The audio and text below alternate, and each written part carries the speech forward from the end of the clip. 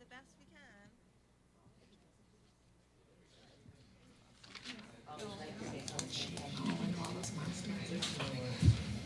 I don't know, that one hit me hard for some reason. Are there bottles of water? I got my water bottle again. Are there bottles of water in there? I'm gonna go sneak. Ask Matt. Matt usually knows where his stash is.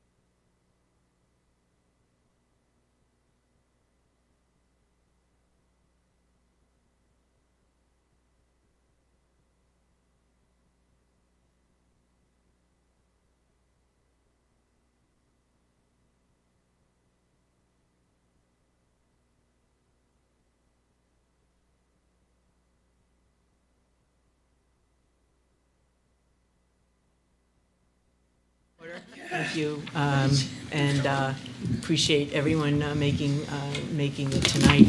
Behind me, I think you can see that Jim Richards is not in person with us, but as our protocols require, we need a vote of the board in order for Jim to participate in the meeting. So I would accept a motion from one of you. I'll move that we allow Mr. Richards to participate remotely. I'll second it. And second There we by- go. And all those in favor? Aye. Opposed? Okay, and then, hi, Jim. Thank you all. Appreciate it. So some of you may be wondering why I'm sitting up here. That's not usually my spot.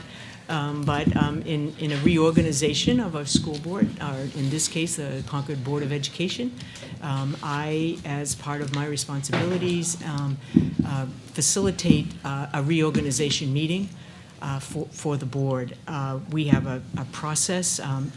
That process is dictated by policy. So that's why I'm sitting here, and the first order of business is to ask each one of you to introduce yourself. Please tell me what zone you represent, and we will so record it.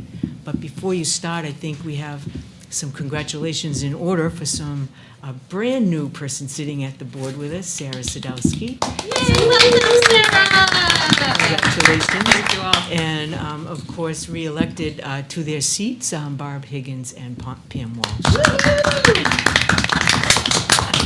So with that taken care of, I'm going to start with you, Brenda. If you would, we'll just go around, and if you introduce yourself and just let the audience know the zone you represent. I am Brenda Hastings. I represent Zone C, which is wards 8, 9, and 10. I'm Sarah Robinson. Ditto. Jessica Campbell, not ditto, or ditto. Yes. No, you're zone A. A. Same as 4 or 5. No. 1, 2, 3, 4. Thank you. 1, 1, 2, 2, 3, 4. Listen to Pam. It's been a long time since we've had to do this. I'm sorry, I didn't mean to put you on the spot. Barb? Barb Higgins, citywide rep. I represent y'all. Liz Boucher, Zone B. Sarah Sadowski, I'm from Zone C, but I'm an at-large member. Pamela Walsh, at large. And Kara Meeker, Zone B, wards 5, 6, 7. Great, thank you. forget Jim? I'm Jim Richards. I am a resident and a representative of Zone A. Thank you all, appreciate that. So let's start with the organization of tonight's meeting. I will ask, I just want to go over a quick few items so that you all understand the process and the procedures for this. Again, it's governed by policy, and the authority is granted to us by the charter. First of all, a person can nominate themselves. A nomination does not need to be seconded. A member can nominate for more than one office. A member can decline the nomination during the nomination process. And I will repeat the name presented and ask if there is any further nominations. And we'll begin with the position of president. So I will take a motion for the position of president of the board. I move that we nominate Pamela Walsh for board president. I'll second that. Well, as I said in my opening, we don't need a second, but I do appreciate that. There we go. So is there any further nominations? It's been a long time. I know, we don't do this very often. But are there any other nominations for the position of president for the Concord Board of Education? There being none, then, I will close nominations, and I would accept a voice vote. If that's fine with everyone, you can ask for a hand vote or a secret ballot, but I'll begin with a voice vote on this nomination. So all those in favor? Aye. Aye. Opposed? I think we heard from Jim back there. Thank you. That's a unanimous vote for the position of president for the board. And with that said, I get to move back to my seat and do what superintendents do. So Is that why you do president first? exactly. Yes. Take your name tag with you, Pammy. Yes. Hey. We can your name tag with you, Kathy. Any of this written down? In case I forget who I am. Winner. I'll remind you. That wasn't your fault. This was clearly my fault. You had like email situations happening. Just. My own planet. Thank you, I appreciate that. Because it would happen, and that would be a great opening, me falling on the board. Put that one on the blooper reel.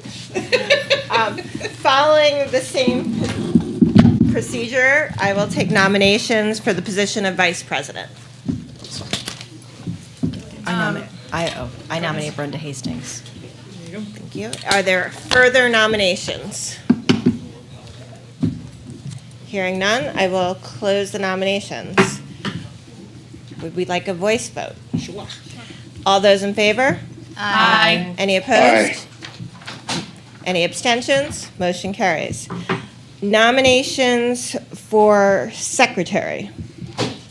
I nominate myself for secretary. Boom. 2 words right out of my mouth. I second the nomination.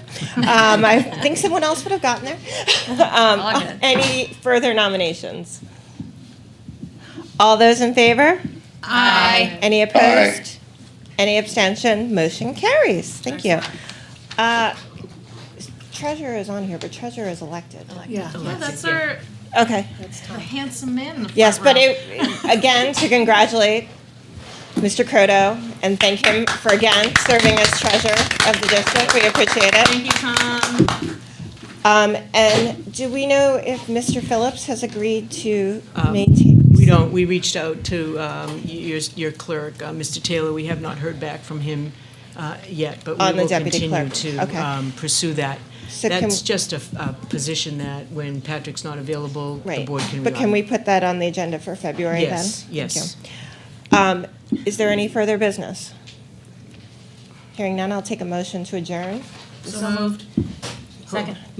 Moved by Ms. Robinson, second by Ms. Higgins. All those in favor? Aye. Any abstentions? Any noes? I did it out of order. It's been a few weeks. It was all right. Motion carries. We will restart with our regular monthly meeting in about 15 minutes. We have a good time. You look so sun-kissed.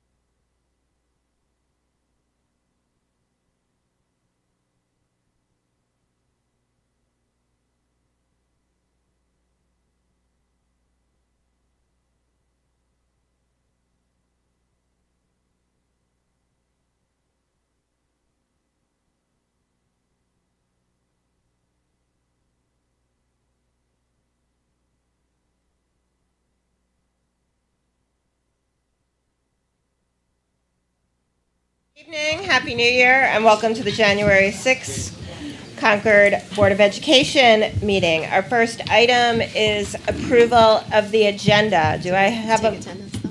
Yes, let's take attendance. See what happens in 3 weeks? Ms. Boucher. Here. Ms. Campbell. Here. Ms. Hastings. Here. Ms. Higgins. Here.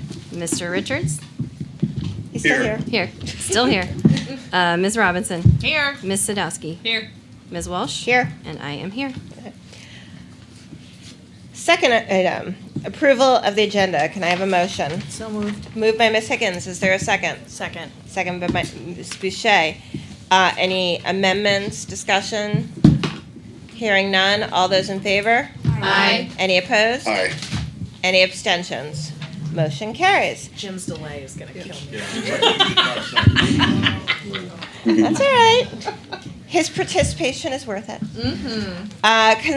Next item 3, the consent agenda. We have the minutes of the monthly board meeting of December 2nd, the special board meeting of December 4th, the capital facilities meeting of December 5th, the city and community relations meeting of December 16th, the executive committee meeting of December 16th, the communication and policy meeting of December 18th. Can I have a motion to approve the consent agenda? So moved. Moved by Ms. Boucher. Is there a second? Second. Second by Ms. Higgins. Is there any discussion? Hearing none. All those in favor? Aye. Any opposed? Motion carries. Next, I want to invite up Rundlett School and the robotics team for our celebration of learning in our schools this week. Mr. Richard.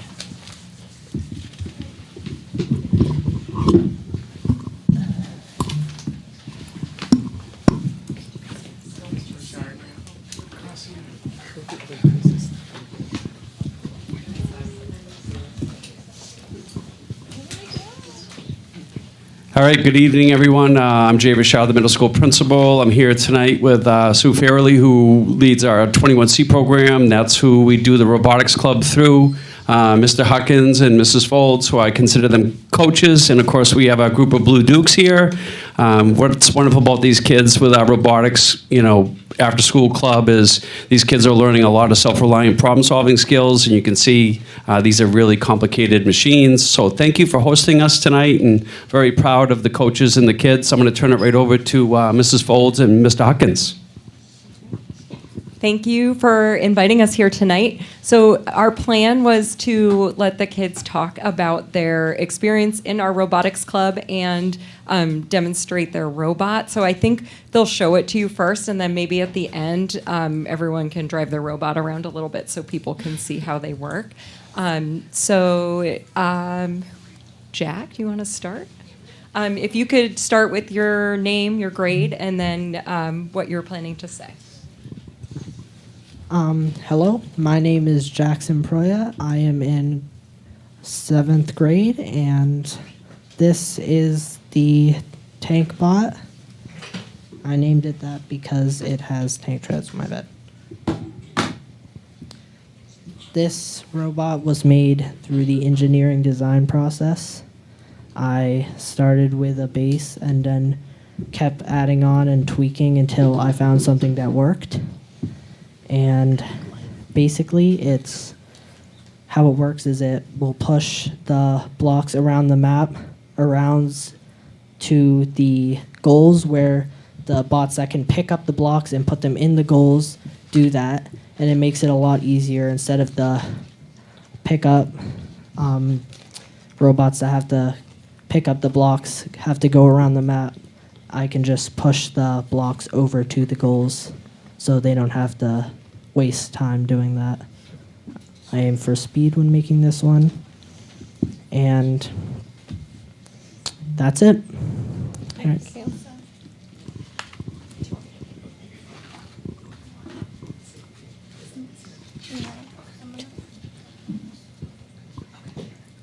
Hi, I'm Grace Johnson. I'm in 7th grade, and I built this robot by myself, and I just modified it, like the clamper, because for tonight I was gonna show you how to pick up the blocks, and the other design, I could pick up like the red blocks, but I couldn't pick up any of the other blocks. So I designed it so I could pick up other blocks and not just the red ones.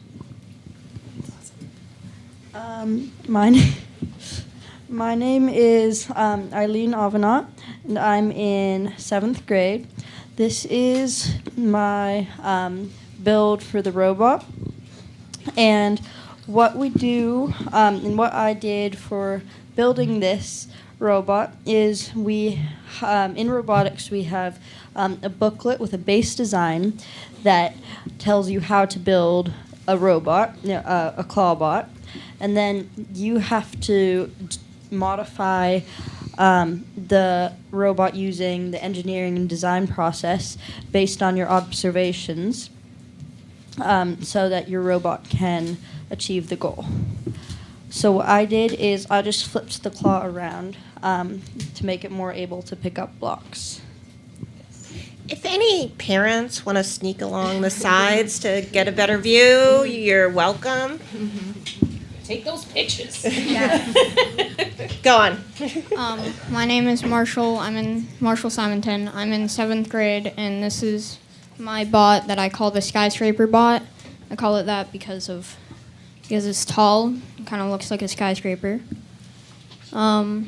This started out as just the normal claw bot from the booklet that she was talking about, and I modified a lot of stuff on it, most notably this and the claw, to pick up the red blocks, which are the biggest and worth the most points.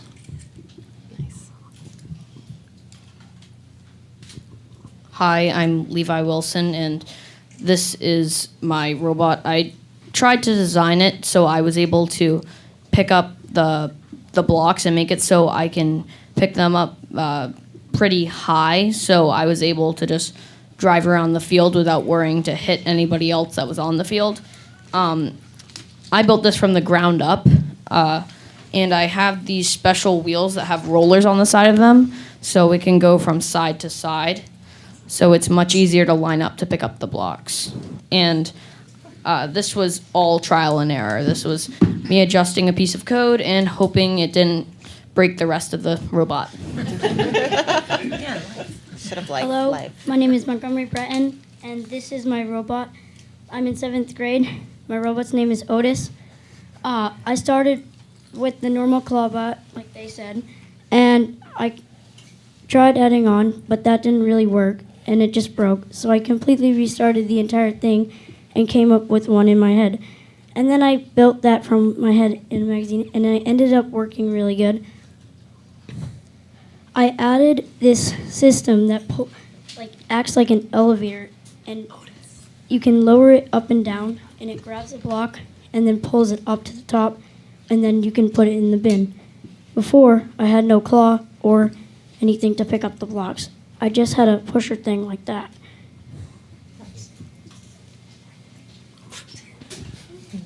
My name is Wesley Kelly. I'm in 8th grade. In fact, the only 8th grader on the robotics team. Hopefully not for long.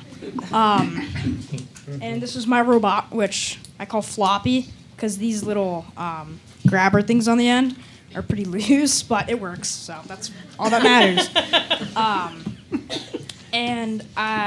When I built it, an issue was that this front end was so big and heavy that I would just tip the robot the second it went up a little bit, and that's not how you collect the pieces. So I had to add this counterweight thing on the back, which is kind of like a little carriage with some tires in it, which is a counterweight. So it makes it so it won't flip itself over anymore. Hello, my name is Ethan Roy, and I just finished my robot today. Well, not yet, but I just started. I made it so then I can pick up blocks and all that now. So, because I wasn't able to do that before, so I just did that. I'm still gonna work on it, but I hope it improves throughout the rest of the time.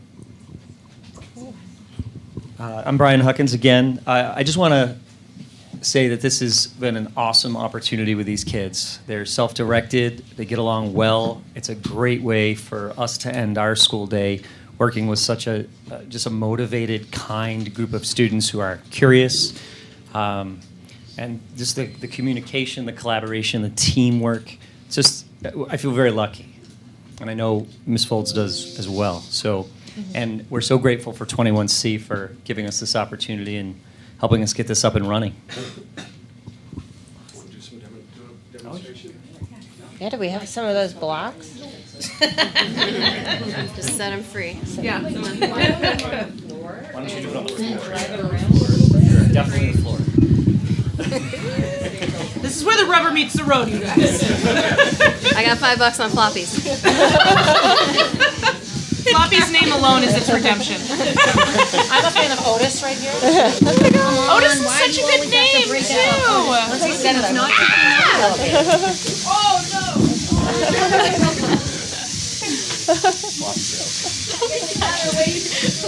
My son Jack would be out of his mind.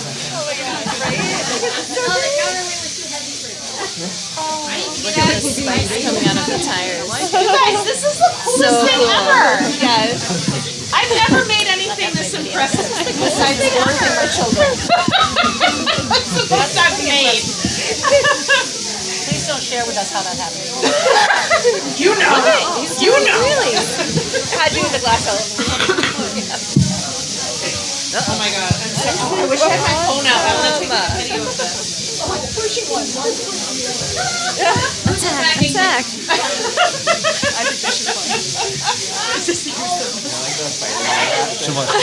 Now it's a battle royale of the robots. Oh my gosh. Wait.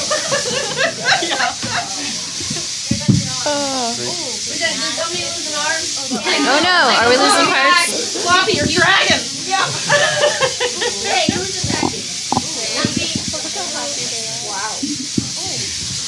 Robot farm. How long do the batteries last? How long do the batteries last? We've never gotten that far. Normally they Just keep going.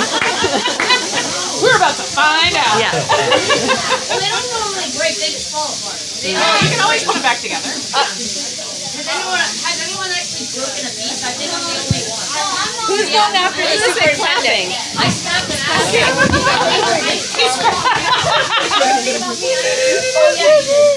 Head cheerleader over here. I'll do this all night. I think we could watch this all night, but we do have it. I know. Hey, well done, everyone.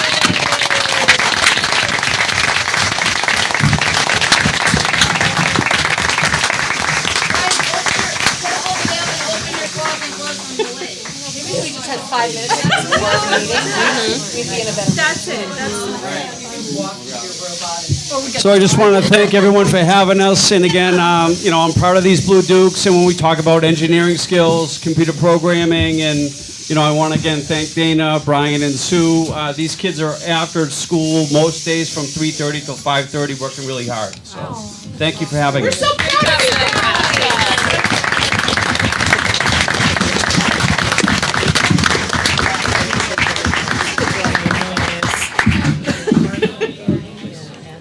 Thank you for coming, guys. Very cool. Very cool. That's a win. That was a total win.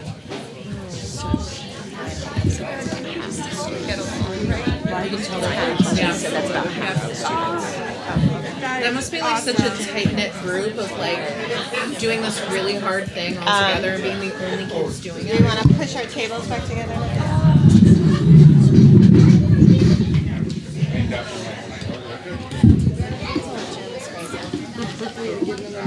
Yeah, I think Jim is frozen. Jim is totally frozen. Jack He looks like he's enjoying it. Exactly. It looks like Jim is frozen. It looks like an expression of curiosity. Yeah.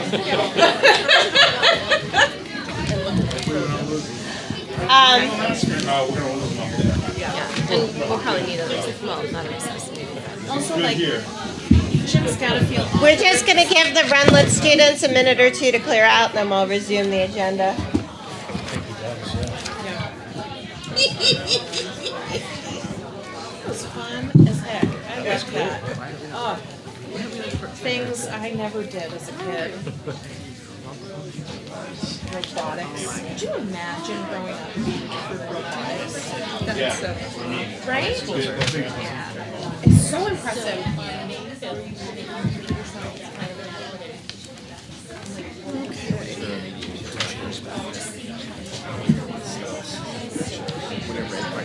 And they're just like, you can't tell their friends. That's what Jess was saying. Like, you can tell all of those kids are really bonding together. Like, that's such a cool experience. I love it. So many pluses. So I've got a carburetor inside. Y'all feel comfortable in an engine yet?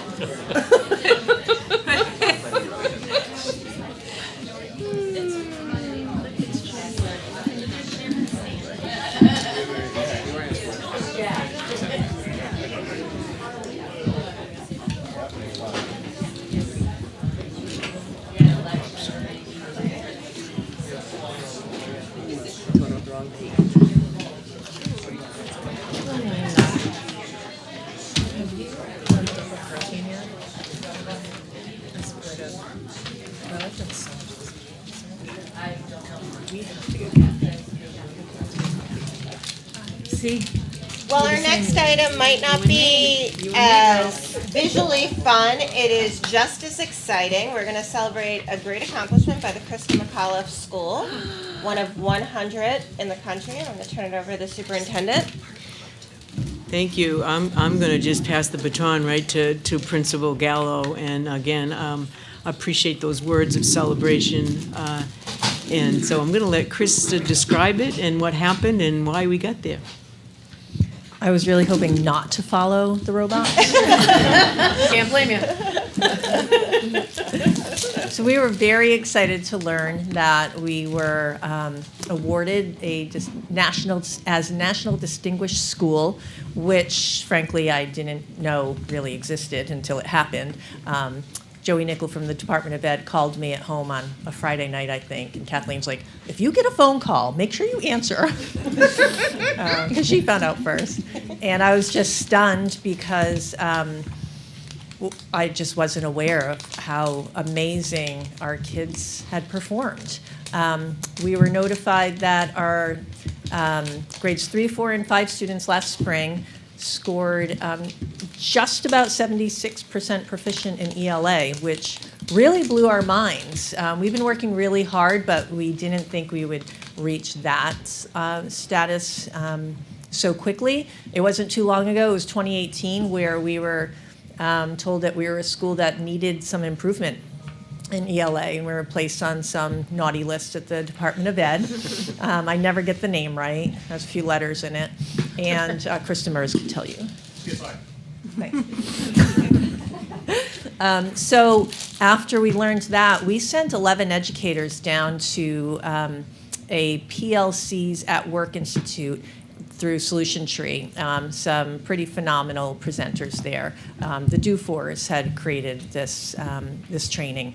We worked with people like Mike Mattis and Anthony Muhammad, and it blew our minds what PLCs, professional learning communities, could do for our school and for our kids. We learned about the questions that we would need to ask in order to help students.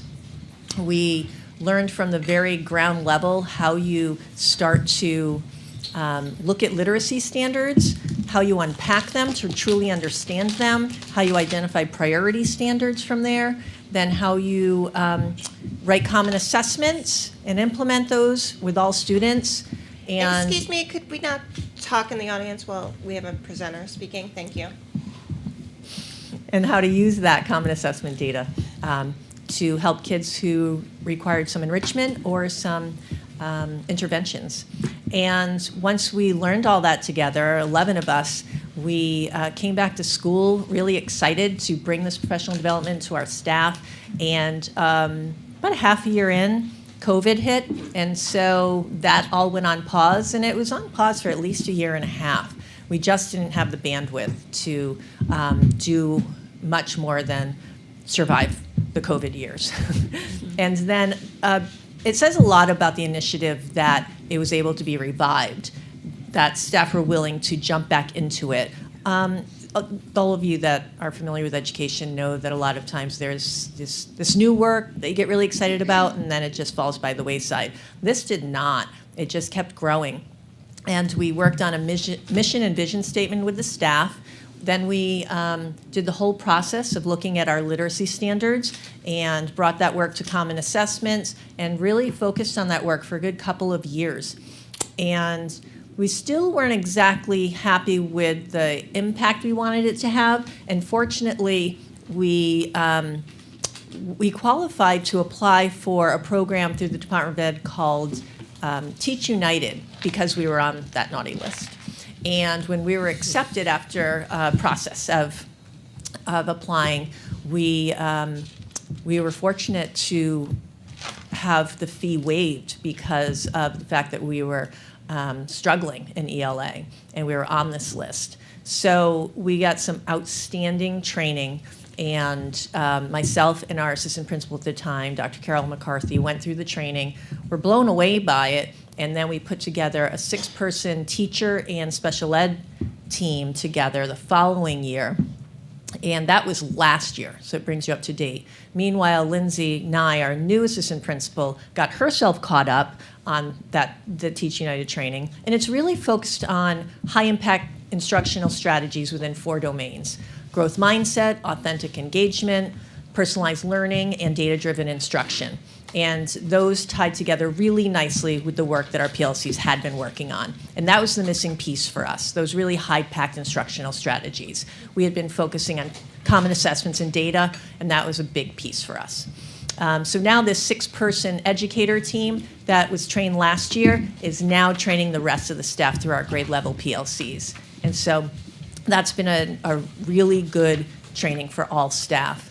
And meanwhile, a couple of years ago, with our 4th grade leading the way, now all our 3rd, 4th, and 5th grade teachers really look at all the practice modules for the New Hampshire SAS, our state assessment, and look at each module, align it with their current lessons throughout the school year, and then do these practice modules with students. So they not only practice the tools, but they're practicing it in an authentic way when it makes sense. It's not just, let's pause everything and practice the test. They do it throughout the school year so that the kids get familiar and comfortable with the test, but also they tackle their mistakes. They talk about them together. They learn why their mistakes happened and how to improve them. And the feedback is immediate, and the growth has been impressive. So that's been our process, and it led us to this award that we're pretty excited about. Questions from board members? Ms. Hastings? Will this training get shared with the other schools in the district as well? I don't know. So I think I can answer that. Many of our schools have already been trained in the PLC model. As you know, we have those in practice in all of our buildings. The issue is the program that Chris was referring to, Teach United. We have had conversation with them to bring that into another school. It isn't free this time, so it is a little costly, so we're looking at that via a grant. But yeah, we are addressing it. We actually had the folks who run the program formerly worked at the Department of Ed, Masha McCafferty, spoke with us in the office to bring that program forward. I think given the results, I at least would be open to seeing a proposal in our budget to get it to the other elementary schools if we can't secure a grant for it. We had some fabulous teachers, and they really were committed. I think you all know that, right? Yeah. We also did some things by investing in some basic skills. We recognized the need for phonics, a more balanced approach to our teaching of reading. So there was the phonics program that put in kindergarten. Remember Haggerty? Then we put in foundations and push that out to this year. They're using a program in the upper grades 4 or 5 called Morphine Magic, which is just higher level phonetic skills.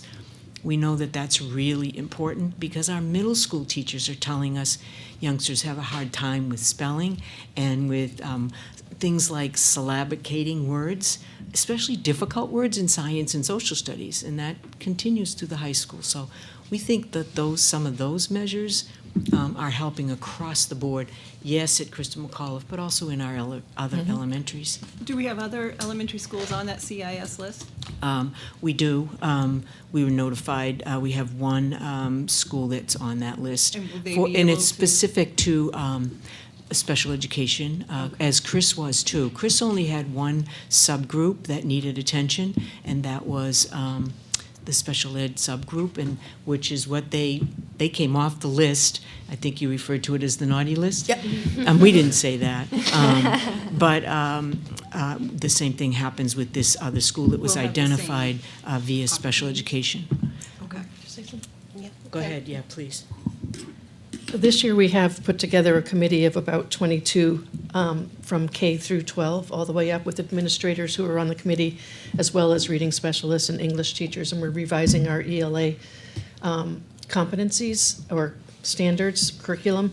And in that process, we're identifying the power standards that we're going to guarantee they got to be viable, and guaranteed standards that you're going to say that these are the ones that are so important for students to graduate. So we're going through a similar process district-wide in doing what you did before, and trying to look to align, Lindsay's on this committee, to align it to our current report of progress that is new, so that we've already identified at the elementary those power standards, as you referred to them, and look to make sure that we're aligning it to the work that Christa McAuliffe did as well. So at a district level, we're doing something that not facilitated by the grandiose persons, but definitely a process that will help us be more aligned and common, K through 12, as a matter of fact.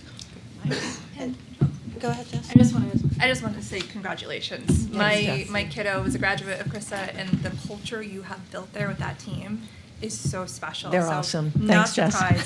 Thank you. Congratulations. Chris, would you tell them what's next in store for the team that's going to Texas? Yeah, so we were invited to Austin, Texas to be celebrated, and the Department of Ed gave us some money to send a couple people, but we were able to actually squeeze out 3 people to go. So I'll be attending with 4th grade teacher Rebecca Olive and 3rd grade teacher Meg Brown. Yeah, it's a few days before our February break.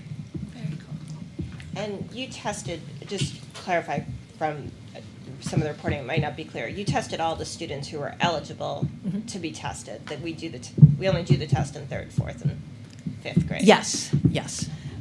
Thank you. And you answered the question about the subgroups, which was one of my questions. Anyone else?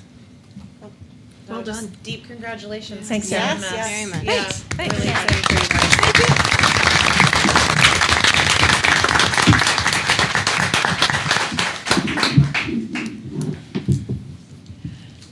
Next item is a middle school update. We had asked for costs and timelines of a variety of options.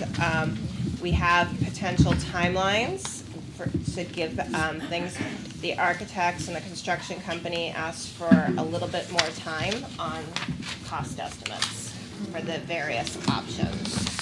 So once we look at the timelines, we can talk about, they should have them ready next week, and we can talk about how we want to proceed on that. So Jack's going to put it up on the screen so that we can share the timeline for those folks at home. And as we get ready here, we'll pass out, there'll be 2 sheets, and I'll explain that when everybody has it in front of them. So these are timelines that look at various options, moving essentially immediately to Rundlett, holding a special election for the purpose of this. They did it in April, holding a vote in November, and those are the options. So And how it would apply to if each you side. look at what's up on the screen, you'll see this, and also it's in front of you. And we have some copies for the audience if you have any trouble reading that. So this is based on a special meeting that you have considered for April. And so what would that mean in terms of the timeline? Everyone was very interested in knowing what the timeline would look like. Well, the community vote would be April 25th at whether it's Broken Ground site or whether it's the Rundlett site. The intent to build, that doesn't matter. That's the letter that we must submit to the Department of Ed, letting them know that we intend to continue with this project. So that's a must date. That's a date you don't mess with. And it's the same for both projects, doesn't matter. We also know that we would anticipate a building aid award in December of this year. Okay, that's based on the legislature, and this is their year for budgets. It's a biennium budget, so it's a 2-year budget that they're working on, and we should know more And by. when we say we anticipate, that is when they will let us know. They'll let us know. We do not know yet whether they we will have, have we don't building. know that, and they will make that. They'll finish up their work in June, but looking at everything, looking at the finances. Looking at the finances, they'll have to determine what that award looks like based on the other school that's in the mix. To remember now, Colebrook is one step ahead of us, right? So then, schematic design is pretty much done for the broken ground site. However, as you have been told, we will not be done that process until June of '25. So this June, the architects anticipate that the schematic design for the Rundlett site would be done by June of '25. Design development, well, of course, that takes time, and so you have to anticipate that they're going to continue to do that along with the developing cost estimates at the same time. Now, Pam just mentioned cost estimates. We'll get you, I'm hoping by next Wednesday evening, the anticipated costs for both sites. All right, so we're doing that. We're finalizing it right now. The last piece was, which I couldn't get for today, was the infrastructure at Rundlett, because there's a great deal to be done there. So you can see the difference between that. For design development at Broken Ground would be done by May of '25. That same process would be done by October of '25. Construction documents. Once you get that done, you have your design, you then develop the construction documents. This is at least an 11-month process. You can see the jump in time. That's because every single document describing every element of that building has to be done by the engineers and drawn out. So that's an 11-month process. So you can see the construction documents would be ready for Broken Ground in April of next year on the 26th, and it would be ready at Rundlett in September of '26. I think you all know that. We have to have a state fire marshal review. They come in, they go through the project with a fine-tooth comb, and so that we need their stamp of approval. That would happen, you can see that in '26 in June at Broken Ground, and November of Rundlett. Once that's done, then the bidding process starts, would be completed for the Broken Ground site by August of '26 and January of '27 for the Rundlett site. Building construction would be finished in February of '29. Remember, they talked about the length of time that it would take to do this project. And so both of the dates are there comparing the two sites. We anticipate that occupancy, even though the building construction will be done in February, you really can't occupy a building then. You know, it's going to take time to set that building up, so we would probably, again, this is a draft, but we anticipate that we could occupy the building in fall of '29.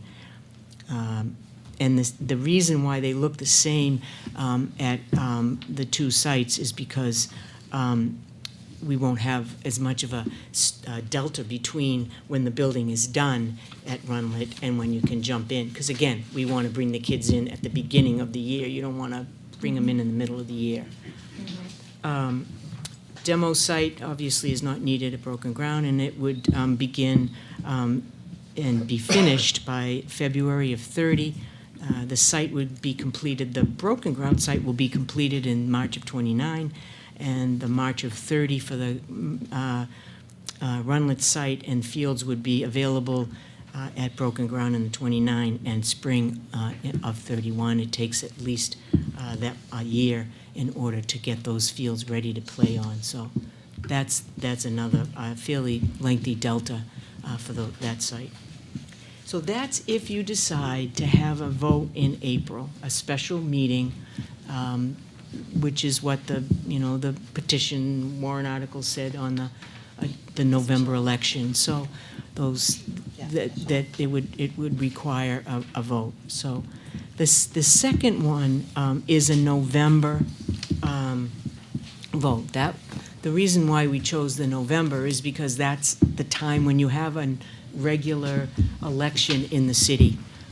So you'll have next November a number of positions opened, which will require the city election, and that will be in November. So we followed the same kind of process through this whole thing, and it's on this sheet. Starting with November. You can see the first 3 dates. I'm not going to repeat it. It's the same because those are the dates that we are required, except that once the building aid would still be finalized by December of 25. Again, schematics are done, and we would need to work on schematics in January, would be done in January of 26 for Rundlett. Design development, pretty much done by December of 25, and would need more time for Rundlett May of 26. So a difference of 6 months or so. Construction documents, again, developed. You can see the timeline. I'm not going to repeat it. It's right out in front of you, but you understand this process, right? This is step by step. By the way, this was reviewed by our architects as well as our construction folks. So it wasn't, they deal with this every day, right? So they've reviewed this and gone over it a number of times. But I still want to alert you that it is a draft. It could change up based on things that happen. You know, sometimes you don't know when you dig a hole, you don't know what's down there. So, you know, you have to anticipate those things. Building construction finished in Broken Ground in July of 29, and building construction for Rundlett in February of 30. Occupancy in the fall of 29 for Broken Ground, and in April. We thought, well, maybe we could do it over April vacation. That's a wish and a prayer, but that could happen. Demo sites, again, not needed. They demo in December of 30. Site would be completed at Broken Ground in the fall of 29. Rundlett would be the fall of 30. And you can see the difference. And again, the fields make a big difference because it takes time. Once the demo happens, then they have to prepare the fields, and then they have to be off the fields for 1 year. I think you heard that from the architects and engineers. Grass is persnickety.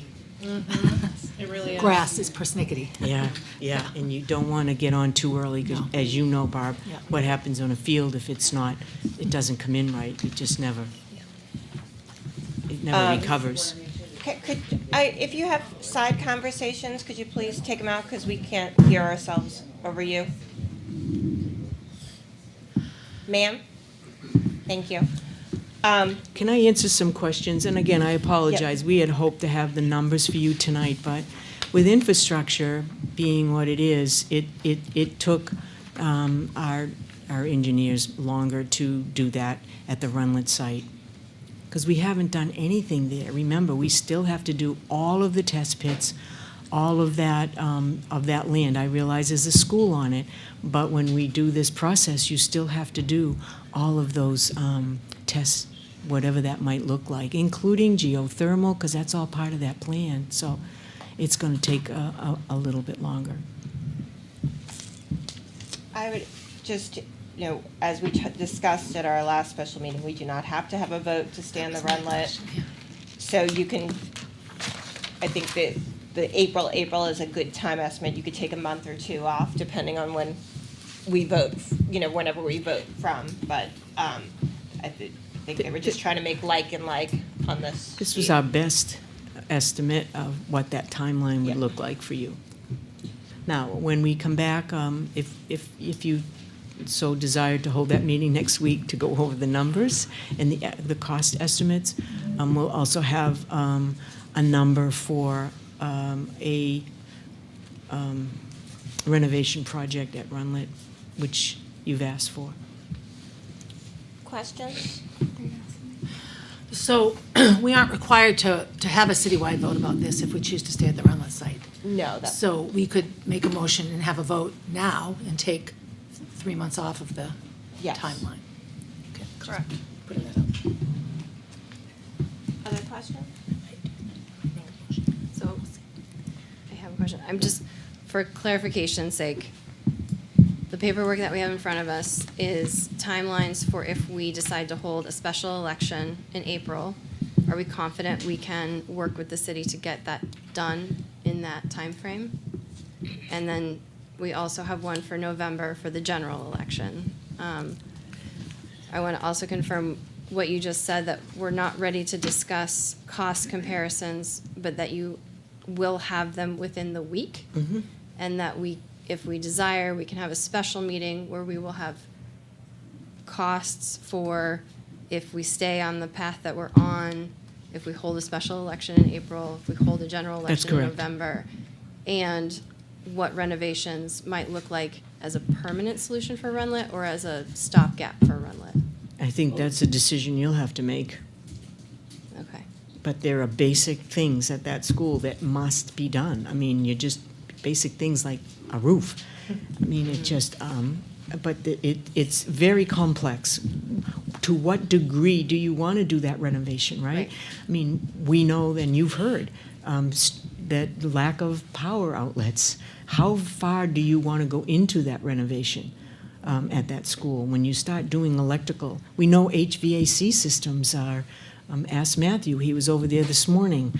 And so, do you know what I'm saying? There are a lot of factors. How far do you want to go? Right. Do you want to just paint it and put new flooring in and put a roof on it? Or do you want to make the kinds of renovations? That piece you haven't really determined. So I would suggest that would be something. Or haven't redetermined Right. recently. That was the first place Right. previous boards Right. started.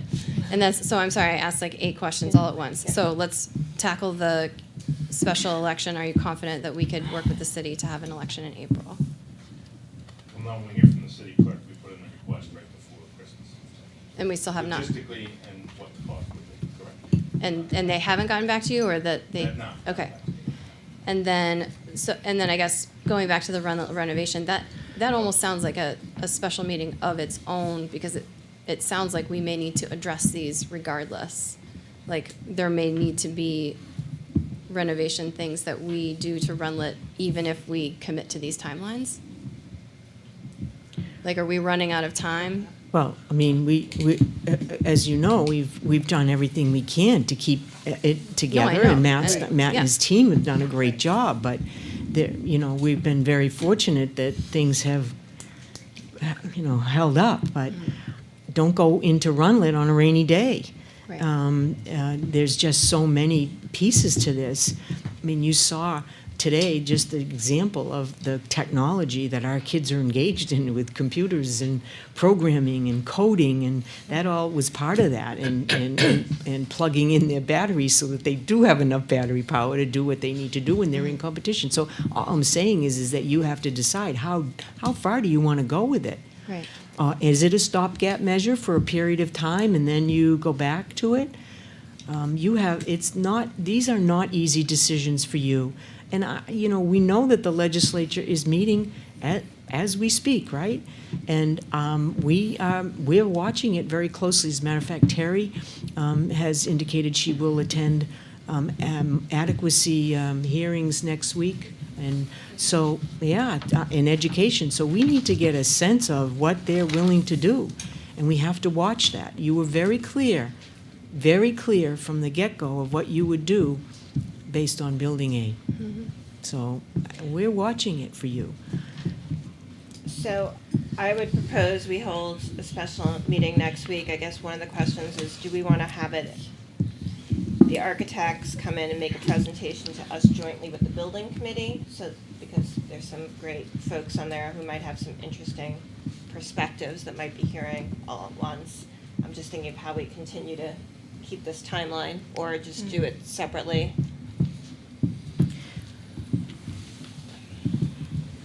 I would love to have. Oh, go ahead. I think separately makes sense. I mean, I think the board needs to figure out what direction we're likely to go in, and then calling the architects in when we still have 4 options on the table. Well, we need the architects because they're the ones who will bring the costs. But they're presenting the costs on Wednesday, right? They're sending you the costs, and then you'll share with us on Wednesday. Right? Next week. Yeah, based on experience in the past, I think we want them here to talk through the costs. They get pretty technical beyond what Kathleen can Right. think, but the building committee is just more for their input on questions, but if folks don't want it, that's fine too. The only thing I would ask you to consider with the building committee is they've been kind of out there waiting to have answers, and I think we all appreciated what they did for us. And I think they're anxious to get some idea where the board is at, and that might be a way in which you can have that conversation with them. I think you obviously will always still need time to deliberate as a board. Ms. Higgins? So it's clear we have, I can't describe it publicly the way I want to, a ton of work to do, looking at all the details that go into wherever our new middle school is. A citywide vote is just to reaffirm the fact that the residents really wanted it Rundlett. Like, why do we need to have a citywide vote?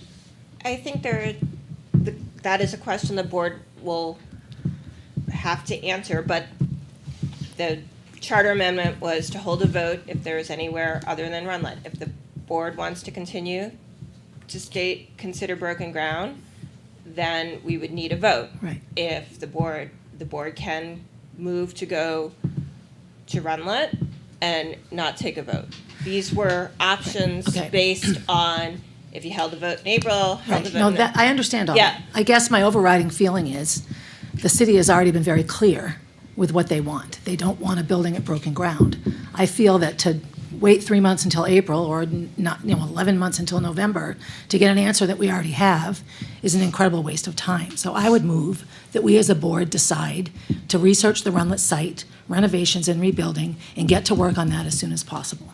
So that's my motion. I'm not sure anybody will second it, but I think that we have a pile of work to do, and we know what the city wants. We don't need to make sure, and we know that if we say as a board we want to stay at broken ground, that we're going to have a resounding no to that. I don't think 60% of our population is going to change their mind. So I'm just anxious to get started on the very best middle school we can build where the city wants it, which is where it is now. And I'm concerned that meeting after meeting after meeting to reaffirm what we already know and to get more details and more numbers is just gobbledygook. That we know it's going to be expensive, we know we're going to have ups and downs, we know we're going to have roadblocks and things that we don't like and things that we love.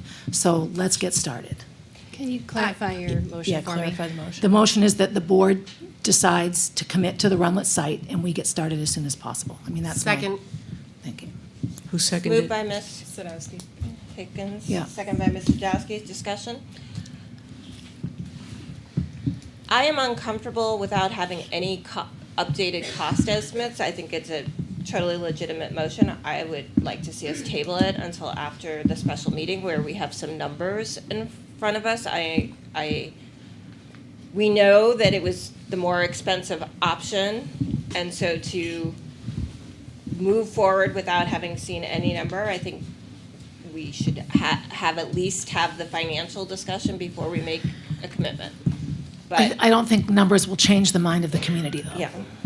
I don't think. Barb, I just want to say that I agree with you, Barb, and I also am fine with seeing the numbers if it's next week, but then I also agree with moving forward based on what you said. So we have a motion to table. Is there a second? Table to January 15th. I'll second it. Moved by Ms. Walsh, second by Ms. Meeker. A tabling motion takes precedence. Does anyone want to discuss the tabling motion? So just for clarity, the motion to table is for the purpose of revisiting the motion at the special meeting in 1 week. Yes. Essentially. And we have a for sure date for that, or we will have to make sure to set a date for that. But I think we special said meeting. January, Next Wednesday. next Wednesday, which is January 15th. 15th. I think it's a good balance move, looking at both sides of an issue. I do feel very strongly that it's just 2 more weeks of days or a week and a half of days that will not change the mind of anyone in the community who will be writing those tax checks to pay for the building. I think we could make that decision now, and nobody would be offended. That's just my opinion on it. Ms. Campbell? I have thought about this nonstop, as I'm sure all of you have, and my first initial reaction was like, let's just move straight to Rundlett, and I do hear you, and I do agree that a majority was like, let's just move and stick with Rundlett. But what surprised me this past month was the amount of outreach that I've had from my wards of people that want to vote. So I had quite a lot of people asking for a special election, and I had in my mind, I was like, no, we're not going to pay for that. But I actually had a ton of people surprise me and call me and say they didn't want it. So I'm just asking everybody, please email us, give us comments, let us know what vote or Rundlett, because I think that we're kind of down to that. So we'd love to continue to hear from the public too with that. Do they think that they won't get a say that it's at Rundlett if they can't vote? A lot of them didn't. Yeah. So I had about 6 people, and 4 out of the 6 were saying that they thought they were just going to be able to vote for middle school, and they wanted to have a say in the vote and where it is. And they didn't. They wanted to see the numbers. They wanted to see how much everything was cost, and then make that decision. Okay. Yeah. But again, I've gone back and forth, so I see. No, and I certainly, I have been in the like, let's just get it over with and move on. Yeah.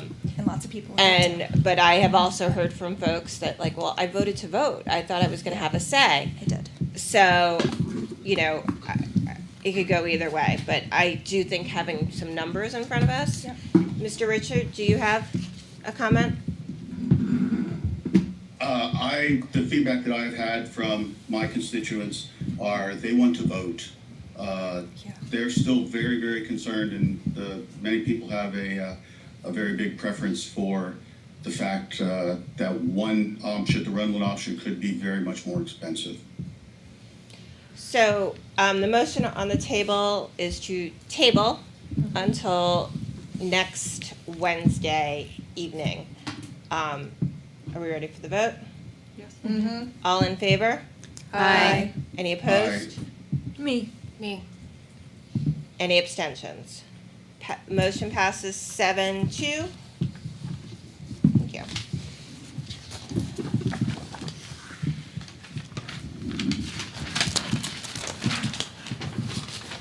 All right. So that is tabled until Wednesday, January 15th. Next item, is there any further discussion on this item? Or any further motions? Can I just act? I'm not sure that we're ready to hear a presentation on renovation costs for Rundlett at this special meeting. I mean, this is just how I'm feeling. Mm-hmm. It sounds like there are costs for issues at Rundlett regardless that deserve its own presentation. The decisions we make about that are going to be very dependent on the decisions of the outcome of our special meeting and the costs we're going to see coming up. So packing all of that into one meeting doesn't sound helpful. So I don't know if I need to make a motion, but I move that we postpone the discussion of Rundlett renovations until after the conclusion of the special meeting next week. Well, that makes sense because renovations are specific to sites. So. Is that a second? Sure, second. Moved by Ms. Meager, second by Ms. Higgins. Is there further discussion? All those in favor? Aye. Any opposed? Me. Motion passes. Any abstentions? Motion passes 8-1. Any further discussion or motions on this issue? Hearing none, we move on to recognitions reports. We can start with our 2 students. Welcome. Hi. Hello, everyone. I hope everyone is having a great day. I'm here to give a report about Abbott Downing. Abbott Downing celebrated gratitude with their book buddies in the school gym and worked on gratitude projects together and shared out what they are grateful for. Then they recently started a weather climate station where it tracks the temperature and snow depth.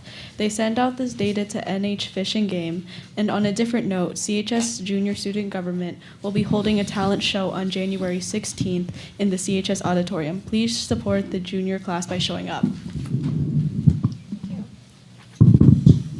Hi, everybody. I hope everyone's doing well. Enjoyed the holidays. There's not much to report this month as we were out of school for almost 2 weeks. But now that we are back at school, we're quickly approaching the end of our first semester.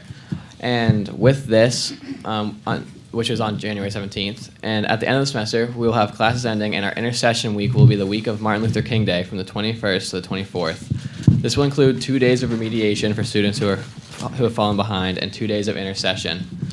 Also, at the end of the semester, students will be picking their classes for next year and have appointments with their guidance counselors. On another note, the NHS Club set up reading groups at Christa McAuliffe last month, and everyone had a great time making connection between our schools. And NHS has also set up our tutoring center in the academic center. Thanks, everyone, and have a great month. Thank you. Any questions? Superintendent. Thank you. I think we have Erin Kerr, and is going to present tonight a little bit about the opening of the new Jennings Drive Family Center. Yeah. And I believe she brought some friends with her.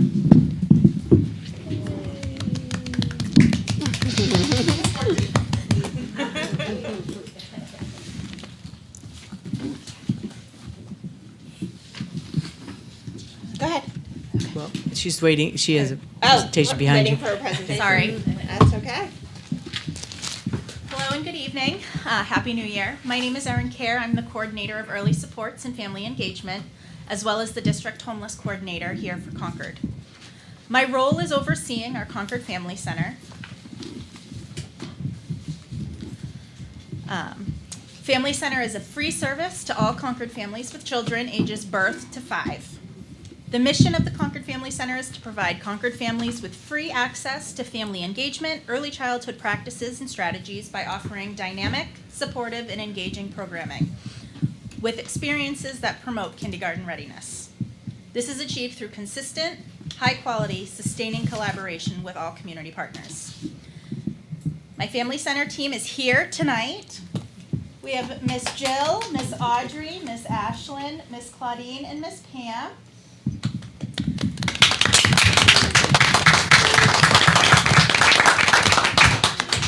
In addition to providing Family Center programming in our schools and community center, Family Center staff work with local child care providers on supporting their early childhood practices and staff development.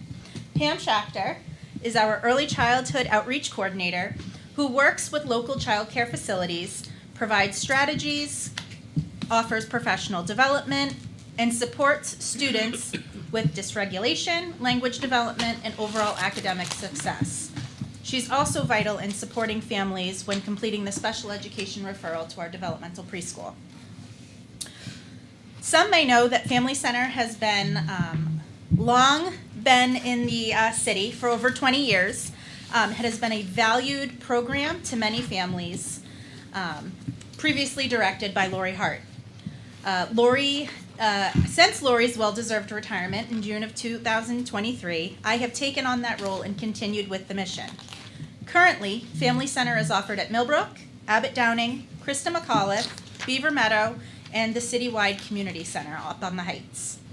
Family Center promotes early childhood wellness, growth and development of our youngest learners, while also providing families with vital resources and connections to agencies such as DHHS, Riverbend, Waypoint, City Welfare, just to name a few. In addition to the free play groups that we provide, developmentally age-appropriate activities, transportation and language translation services are offered at no cost to families. We also provide and offer home visiting for any family that is interested. Home visits can be used to provide connections to mental health needs, community resources, and to provide case management. This past fall, with collaboration and support from John Fabrizio, I had learned through discussion that one of our catchment areas within the Concord School District would benefit from additional support in the area of families and engagement. Thanking Julie Palmieri and Don LeClaire from Concord Housing Authority, we have secured a free space within Jennings Drive to provide another Family Center site on Mondays. We will have a grand opening on Monday, January 27th at 9 a.m. I welcome and invite all of you to our ribbon cutting ceremony at our Jennings Drive site, where Superintendent Murphy, Assistant Superintendents John Fabrizio, Kim Yarlott, other central office team members, the city mayor, and city councilors will be in attendance. In addition, Concord Monitor and other members of the media will be there to share this positive program offered by this district.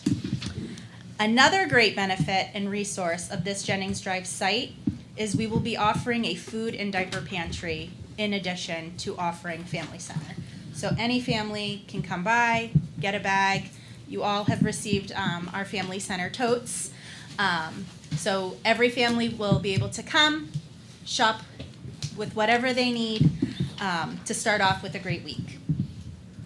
The food pantry will be in collaboration with the Capital Area Food Access, and the diaper pantry will be in collaboration through Waypoint and Granite United Way.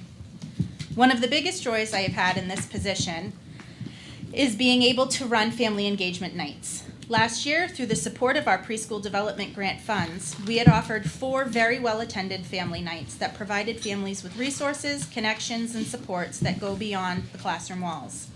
Using my connections within the city, I have been able to provide field trips for families that we can connect our learning experiences from. Field trips included going to Hannaford's, Concord Library, and the fire station. I plan on working with Terry Wolf, our communications director, on revamping our website as a means of reaching more families. The updated newsletters that I create go to a roster of almost 100 people. This is agencies, businesses, families within the Concord city catchment. So together, this team has worked to provide a positive, welcoming, and supportive environment for families to come and learn about early childhood, the importance of putting effort and support to our youngest learners with the overall goal of welcoming them to kindergarten, ready to learn. So in closing, I thank you for your time and consideration, and I hope that you will all be there on Monday, the 27th, for our ribbon cutting ceremony. And I would like to pass the microphone to Julie Day, who has been a longtime family supporter and alumni.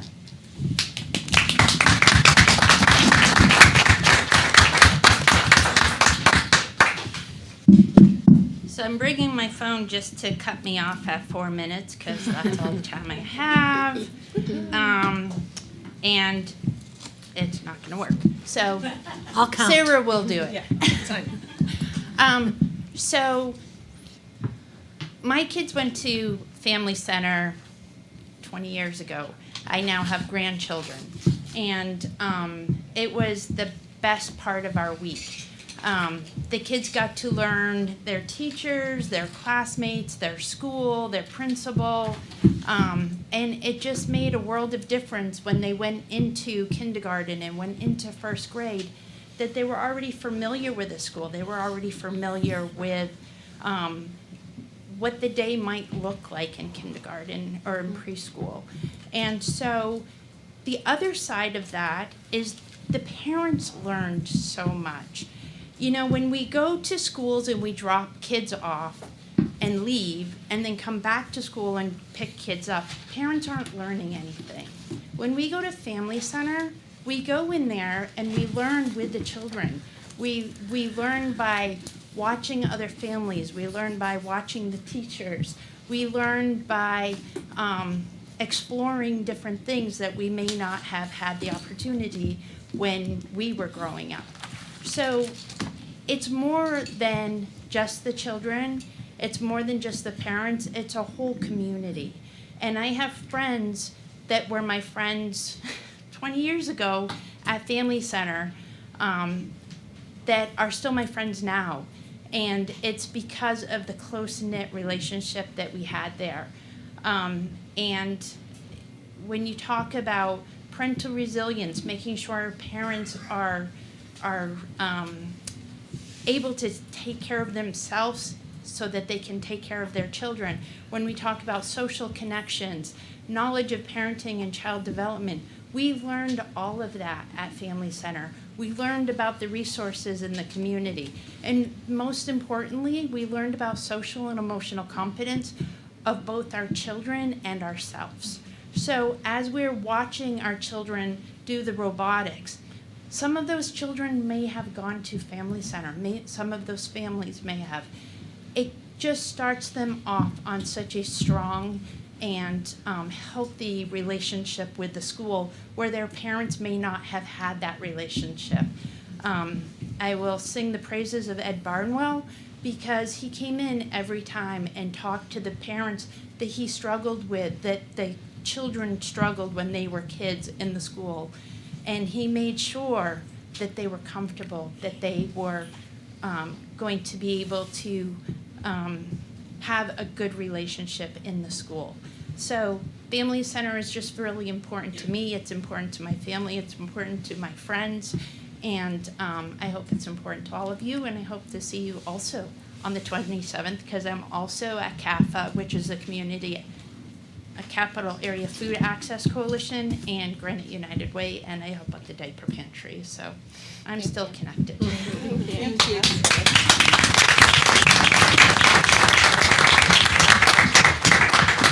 Ms. Higgins, do you have a question? No, I have a comment. I have a pretty strong connection to Jennings Drive. It was brand new and built when I was about 8 years old, and my aunt and my cousin were the first residents of number 26 Jennings Drive. So I spent a lot of time riding my bike from Essex Street over to Jennings Drive to hang out with my cousin Dale. So a huge amount of my childhood was spent in that area. I spent 15 years teaching at Walker School, and Miss Audrey will know that we had a parent center at that school in our library always. And the first 2 or 3 weeks of kindergarten, the mums seldom went home. They were learning all of these things right there in our neighborhood school. The biggest devastating loss in our elementary consolidation is the removal of a school from that neighborhood because it took away the walkable location where those kids met everyone from their neighborhoods. Do I have to stop talking now? The value of that community time was, as you just said, impossible to put a number on. It was incredibly helpful for the parents, and that the parents did learn with their kids. So I have this huge sense of relief that there's a place right where they live that these families can access this support because we had a full bathroom at Walker School. There was showering availability. We sent kids home with food and clothes, and we all just did it. It was a community effort as educators in that building. So I will be there, and it just makes me really happy. So thank you.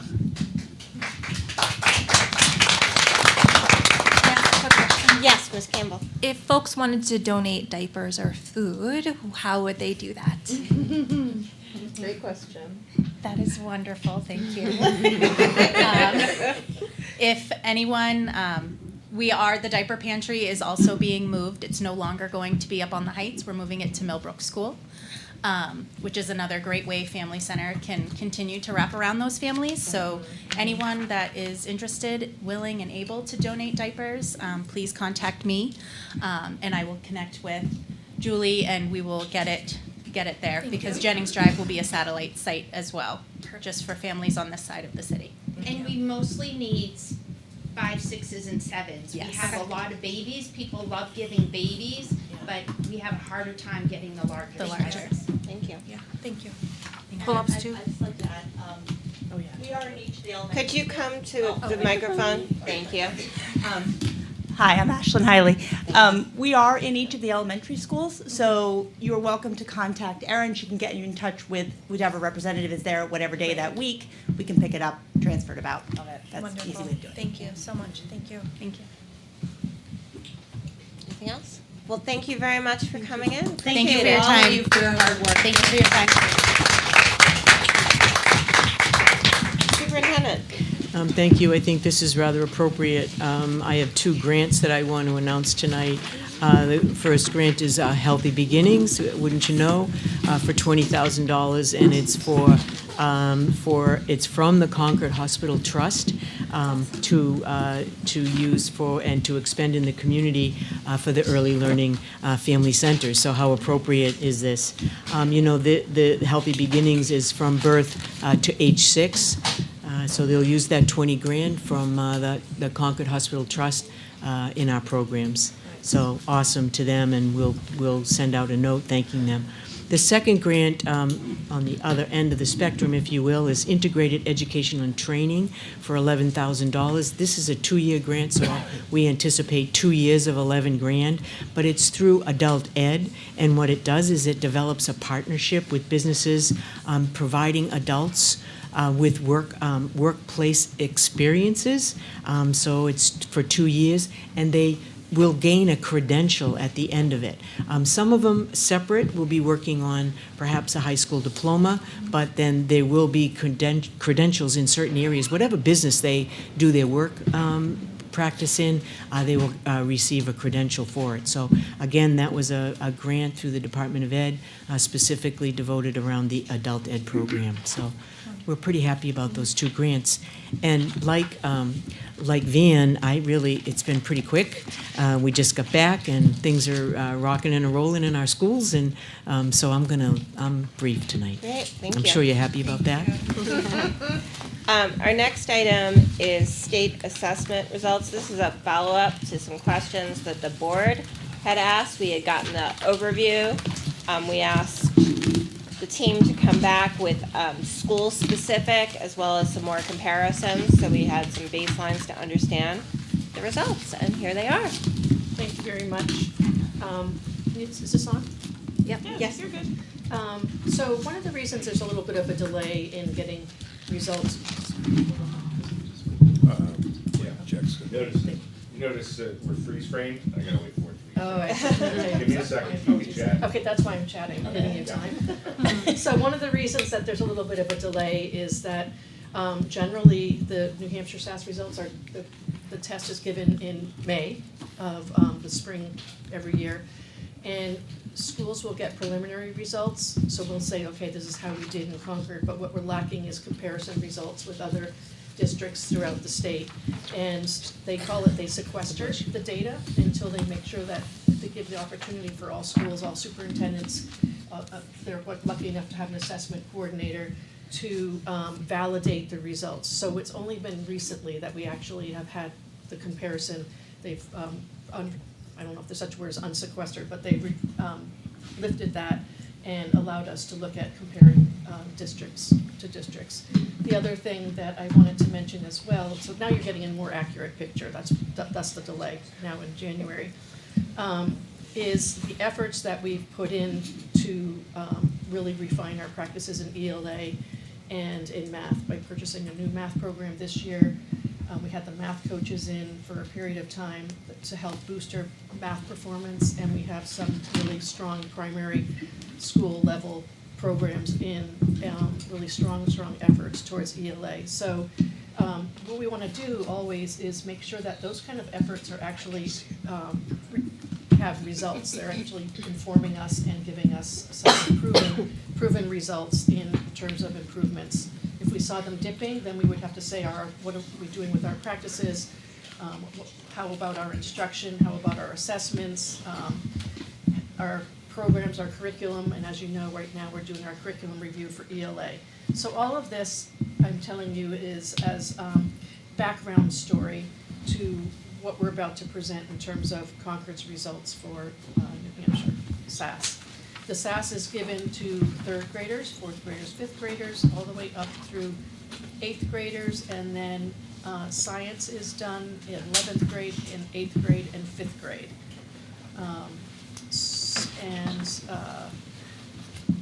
Part of our job is to really disaggregate those results, look really closely what standards we might be not be doing well in, what standards are we actually doing really well in and with. So You're doing a great job vamping. Christa Murs is our district assessment coordinator. He's amazingly proficient at manipulating data and providing us with presentations. So while we're waiting for that, do you have anything to add? No, I think we're good. That was great. That was well done, Kim. Sorry about that. We had some technical issues. We're connected now, and Jack's going to be my my remote mouse. So my understanding was that there was some interest in knowing how we did compared to ourselves, school by school, and others. And as Kim mentioned, now that we have access to the results for the entire state, we've been able to discern that to a degree. So I want to give you a probably about a 45-minute presentation collapsed into 8 minutes. So there's a lot here. You're going to probably leave with some questions, and I'm happy to respond to any of those now, or if you have follow-ups later, please email me. So go ahead, Jack. So one of the things that we're interested in looking at is how we perform over time. Sort of the narrative we're going to see through all of this is one of optimism. We have signs of improvement, which are encouraging for sure. If you notice for the first two slides, starting with ELA and then math on the next slide, we are looking at our performance as a district, and we test kids in grades 3 all the way through 8, and then again in grade 11, and we're looking at our performance compared to the state. And what we've noticed in both ELA and then, Jack, if you go to the next one, in math, is that the last 4 years have been a story of us closing the gap between our performance, the performance of our students, and the state. We have historically, going back 20 years through every iteration of state assessment that we've had in New Hampshire, we have typically been within shooting distance of the state. Typically a little bit below, once in a while a little bit above. So when we see those dots in 2024 as close together as they are, that's pretty much where we have been historically in the past. But as you can see, for the last few years, less so. So that is, again, sort of the narrative here, is that we are closing that gap, which is encouraging for sure. And for those at home who can't see, what we're looking at is the New Hampshire trend line is the orange line, and the Concord School District is the blue line. So throughout this presentation, you want to pay attention. Concord's blue, New Hampshire's orange. Thank you. So one of the things that we're even more interested in, as opposed to, go ahead, Jack, the performance of different groups of students over time, is how cohorts of students are performing over time. So the next set of graphs, A, B, and C, really reflect, for the most part, the same students year after year after year, keeping in mind that every year we have some students that move in and move out. So each of those dots from year to year to year isn't exactly the same students, but it's close. And so what we're interested in seeing is how does a cohort of students, for example, on graph B, starting in 4th grade in 2021, how are they moving into 5th grade, 6th grade, and 7th grade by the time they take the test again in 2024? And we're seeing both the performance of those students in math, in the orange lines, and then in reading and writing in blue. What we have traditionally seen over time is that our ELA results exceed our math results, so we're not surprised by that. We are encouraged, again, by the growth of each in most cases. But then there's some weird stories along the way, too. Looking at that graph C, I honestly can't explain, when we look at those 5th graders in 2021, what happened between 5th grade and 6th grade, where those same students declined in terms of ELA performance, but improved in terms of math. So we have these weird little anomalies that we can't explain. But in general, again, as we look at how those dots move over time, we are encouraged by the fact that they are at least generally moving in a more positive direction. I've said before when I presented to you that it feels a little bit weird to celebrate the performance of students where 50% of our kids are scoring proficient. That was not the case 15 years ago when we were more in the range of 65, 70, in some cases 75%. The same percentage that Christa McAuliffe just earned, to win their award. There was a time when we were all getting that, but that was pre-pandemic. That was 3 tests ago. And so as you can see in our graphs, the state's in the same boat. We're talking about the performance of basically half of our kids hitting proficient and calling that a win, which seems odd, I understand. But it is about improvement over time, both in terms of students like this from year to year, and then our trends within each of the schools over time as well. Go ahead, Jack. So one of the things that we're able to do, and we can see the results from other districts, is to find our virtual twin to some degree. And so I spent a fair amount of time digging into the performance of other districts, trying to find someone like us. And there really isn't someone exactly like us. Every district is unique for sure. But I used a couple of metrics and found another district, and I honestly at this point can't tell you who it is because I looked at so many. But I found a district that was a little bit smaller than us, about 3/4 of our size. And then using the metrics of economically disadvantaged and students with disability, both of which have a pretty significant impact on the performance of students on the state tests. You can see that this other district is, to a degree, our match. And so I wanted to see, well, how did that district do compared to the state and compared to us? So Jack, what we have on the next slide is us in red, the state in the dotted black, and then that other mystery district, our doppelganger, if you call it, in blue. And you can see that both that district and Concord have sort of closed that gap toward the performance of the state. And in the case of math, we actually showed a little bit more improvement. Not that it's about competing against another district, but just to give you some sort of sense of like, how does our performance compare to others like us? There is lots of information available on the state website if you're interested in seeing how other districts perform. I don't think we want to spend too much time on that here, but I at least wanted to give you a sense of how we compare to someone that's sort of like us. The following slides that I'm going to move through fairly quickly in the interest of time is basically giving you a sense of how then each of our schools within Concord have performed over the course of these 4 years. Unlike that series of 3 graphs that I showed you before, which were cohort data, this literally is 4 different years of performance, like those first 2 graphs that we showed. So keep in mind that these are different kids in each of those dots. And you can see how each school performs compared to the district, compared to the state. Keeping in mind, obviously, that depending on the size of the school, this is especially true in the case of Rundlett. If we go to the next slide, for example, that Rundlett is a sizable chunk of that blue line. And so that's why the pink line, the Rundlett line, pretty well mirrors the blue line because they are a significant chunk of the testing population during those 4 years. So that isn't a surprise to us. But again, generally, as we look through the different schools, and Jack will go through them, maybe 10 seconds per slide, you can see generally that we have a pretty good story over time, not consistently through every grade level, through every school, through every discipline, but generally we have improvement over time, and we're encouraged by that. That gap is closing not just between the district and the state, but also between many of our schools and the state. And then I decided to finish off in our last slide. Actually, I'm very encouraged by the Beaver Meadow results. That pink line, especially in ELA proficient, you can see back in 2021 how wide that gap was between Beaver Meadow's performance 4 years ago, and look what's happened over time up through 2024, which is really encouraging, and then the math gap closing as well, which is great. And then we celebrated Christa McAuliffe earlier tonight, and you can see that, their results are just literally off the charts, which we're very excited about, and certainly lots of success there that we want to figure out how to replicate elsewhere. So again, a lot there. I just wanted to give you a quick flyover, and I'm happy to respond to any questions that you may have. Could you explain why we were talking about 75% for Christa McAuliffe and this shows 63?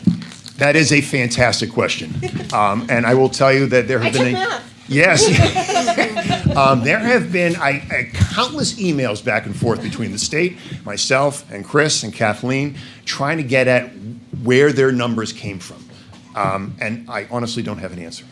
I do. Oh, okay. Awesome. So I've been in contact, as Chris described. When they did the analysis, they take all of the initial data that we have. It's called raw data. So they collect all the data from the kids at Christa McAuliffe that took the test in the spring. The data that you see up on the screen now represents students who are no longer in the Concord School District. They may be in an out-of-district placement, but we are still responsible for their scores. So after they, as you heard Kim talk about the delay in getting the information out, we now have to include those out-of-district kids who take the state assessment in their out-of-district placement, and those scores come to us. The students that are our students foster placed, we have to include those. Kids that are no longer with us but took the test, so their test scores have to come back to us. So what they did was they took the raw data from the spring testing, probably early in June, I suspect, June or July, and that's the number they used. There was 168 kids. Of that 168, 75% of them were proficient. So those are kids that go to Christa McAuliffe, learn everything there, took the test there. Right, and the others are just in different places, but they're our kids in some fashion. Oh, of course, right. But numbers-wise, that But makes a not, big difference. yeah, it does make a difference. It was amazing that's how they do it, but that's how they try to understand the data. Well, and it also makes the group more specific. You're actually grading someone or judging someone on what's happening in that building. Right. One of the things that we would like to do next year is, I'm always interested in to know, when a youngster starts with us in kindergarten and they stay with us through the grades, right? And they end up by, let's say, by the end of 8th grade, have they been with us all 8 years in the Concord district? Or, so it's interesting to see what the effect of our curriculum and our instruction and all the things we're doing has effect on children's learning. Thank you. Other questions? Ms. Meeker? Can we go back to the CHS slide real quick? Which one, I'm sorry? Go back maybe two Concord slides, high school. That's it. Yeah, I just want to confirm that in 2024, we're looking at Concord High School at a 20% proficiency. For mathematics. Yeah. Yes. So how are you feeling about that? Not good. Okay.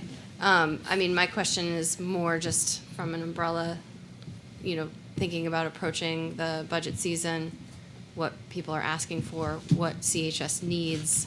I'm hoping that we hear more about that. If it's something that you think is a trend that needs triage or a blip. Yeah, I don't have a solid answer for this. I mean, a few things I should point out with this. The high school results, this is not a reason, but the high school results reflect the SAT as opposed to everything else that we've seen on all the other graphs or all New Hampshire SAS. Doesn't explain the answer to your question. It's a mystery that we honestly don't have an answer to.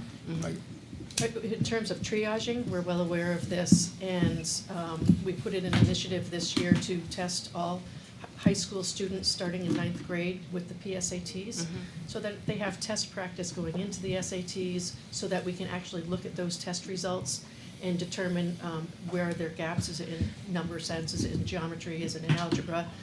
And we've made a little bit of an adjustment to the courses that are offered and when they're offered, and we also have brought the middle school into the conversation so that we've aligned the program with the middle school for algebra with the high school program, is before they were using different programs. So we've taken some immediate actions that make sense, but we also need to follow the data through the cohorts as they go through take the PSAT. And this was 11th grade, right? So- Correct. Yes. Ms. Higgins? The SAT is also the Scholastic Aptitude Test. It's not an assessment test to determine how a district is doing in a particular subject. So you have to look at what questions are on the test. Like if an entire class fails a test, is it a class of poor test takers or a poor test? Which is it? Is it the student or the teacher? Is it the student or the test? So I'm not surprised that these numbers might look different because it's not an assessment test. It's But an we are aptitude. being compared to other No, this 11th is, that graders part's taking true. the SAT. Yeah, that's true. So that doesn't explain that, but I can see where it could. And our method of not having Algebra 2 until junior year, where all other states might do, we're switching that, but I mean. Yeah, we're changing the sequence of Right. courses. And the other thing is our PSAT results are out now, so we're working with the team to be able to make some quicker responses to the data that we have. Was this the first year that they all did it? That the SAT was used for this, or no? No. Okay. No, that's been actually back to 2021, and I think even before that. It's dropped significantly Yeah, since yeah. 2021. Yeah. Right.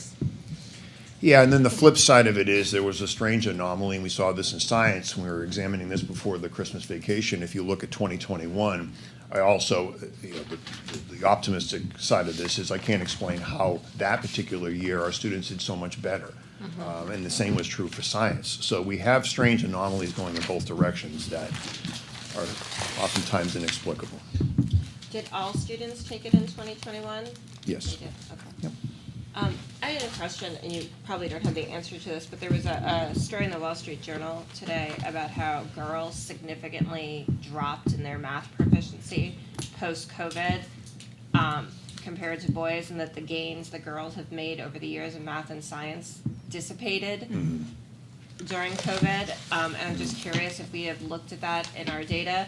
You know, they had two theories. One is that they took on more caregiving at home during COVID, and one was that they do better in a school social environment than online. I'm not sure it's true, but I am curious about what we're seeing here. Yeah, I can't quote off the top of my head. We cut the data lots of different ways, including by gender. Generally, and historically, our females outperform our males across the boards. More recently, since COVID, I can dig into that and find out. That'd be great, thank you. Yeah, sure. Sorry, Van.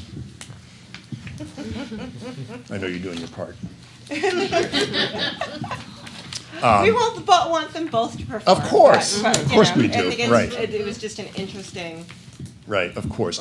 Just two things to clarify too. In terms of accountability, what we're seeing, these kinds of graphs, this is how schools were identified, to use Chris's term, the naughty list from years ago, was basically how many kids cleared the bar. And thankfully, the state has moved away from that accountability measure and has focused on more of a growth model. And so we don't see data like this determining which schools make it on the naughty list. It is a growth model that considers how a student performs from year to year and how that student performs compared to everybody else who's performed at that level. So if Van takes the test as an 8th grader and he scores a 500, just to make up a number, they're going to look to see how does Van do compared to all the other kids that scored a 500 in 8th grade when he takes the test. Again, it's a bad example because you don't take it in 9th grade, but pretend.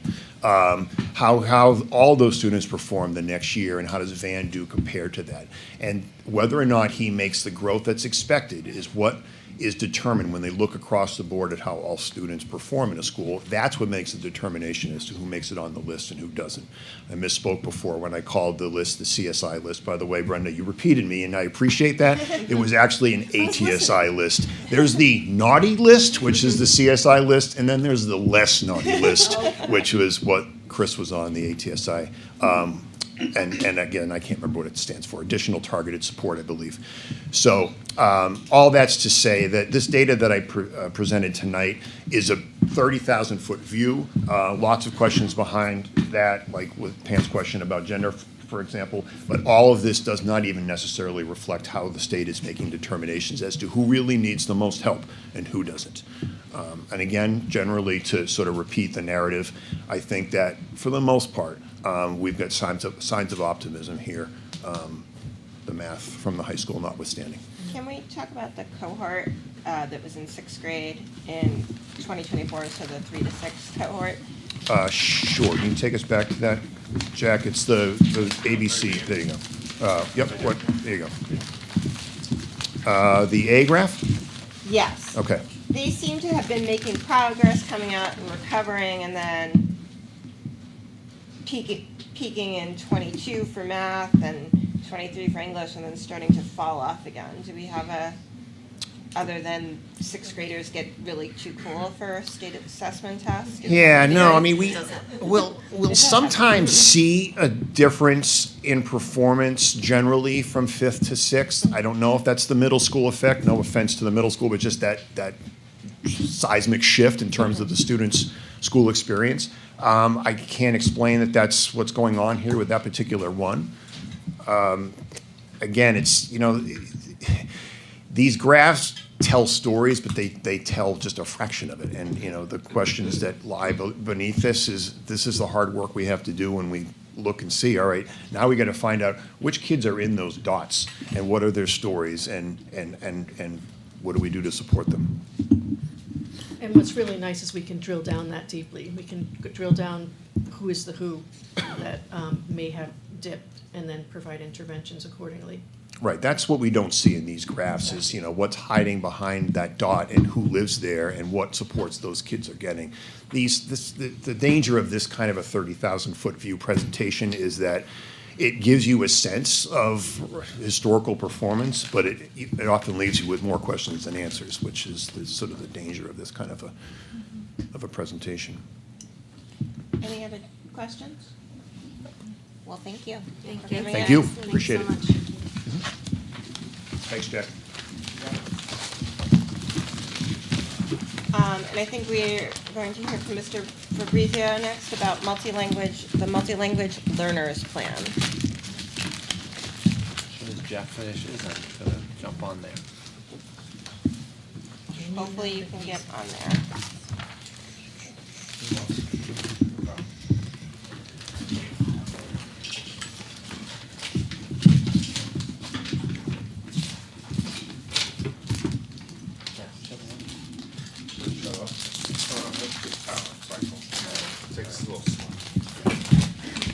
So I can start talking, and then I'll get to kind of showing the.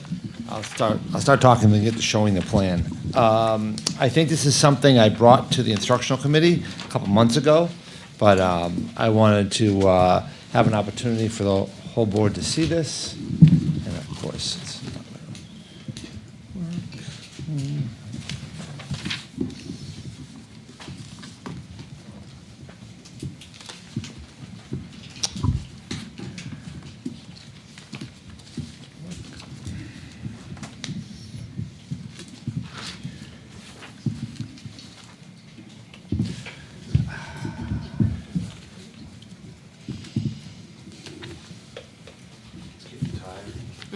Yeah. Anyhow, so I'll tell you kind of where this came about. It's in your packet, but I can certainly display for those at home too.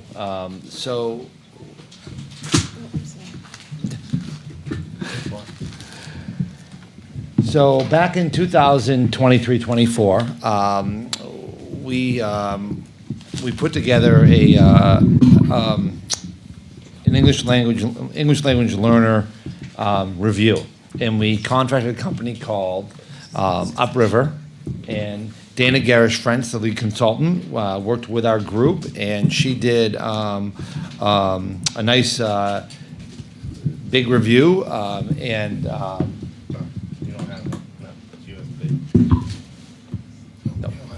All right, we're not going to run.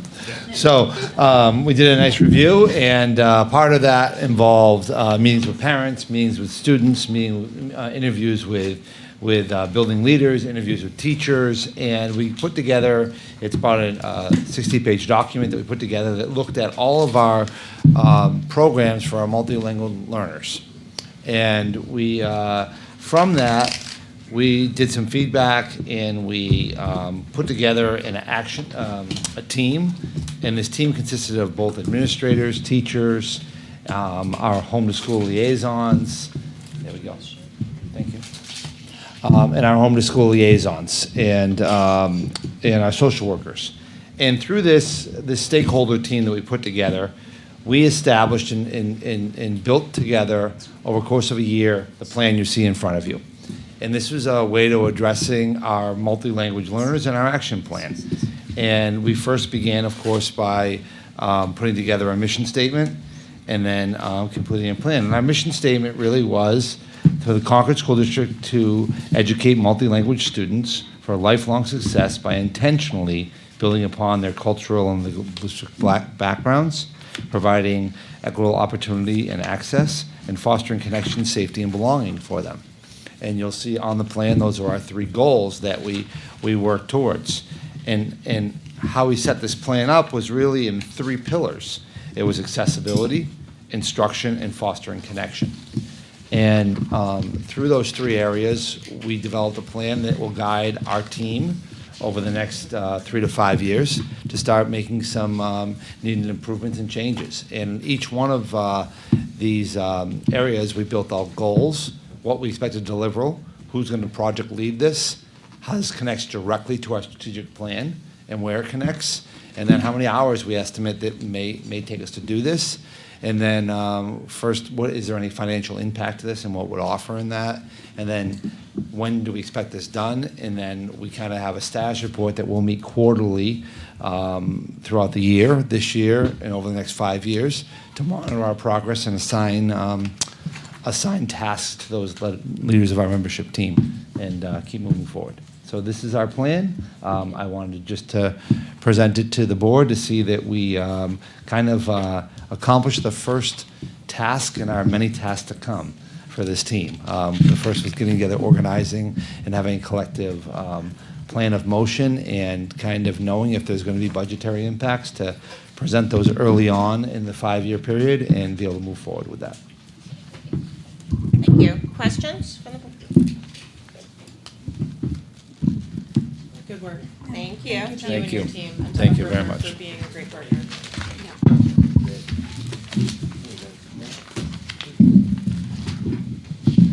Jack, the finance report?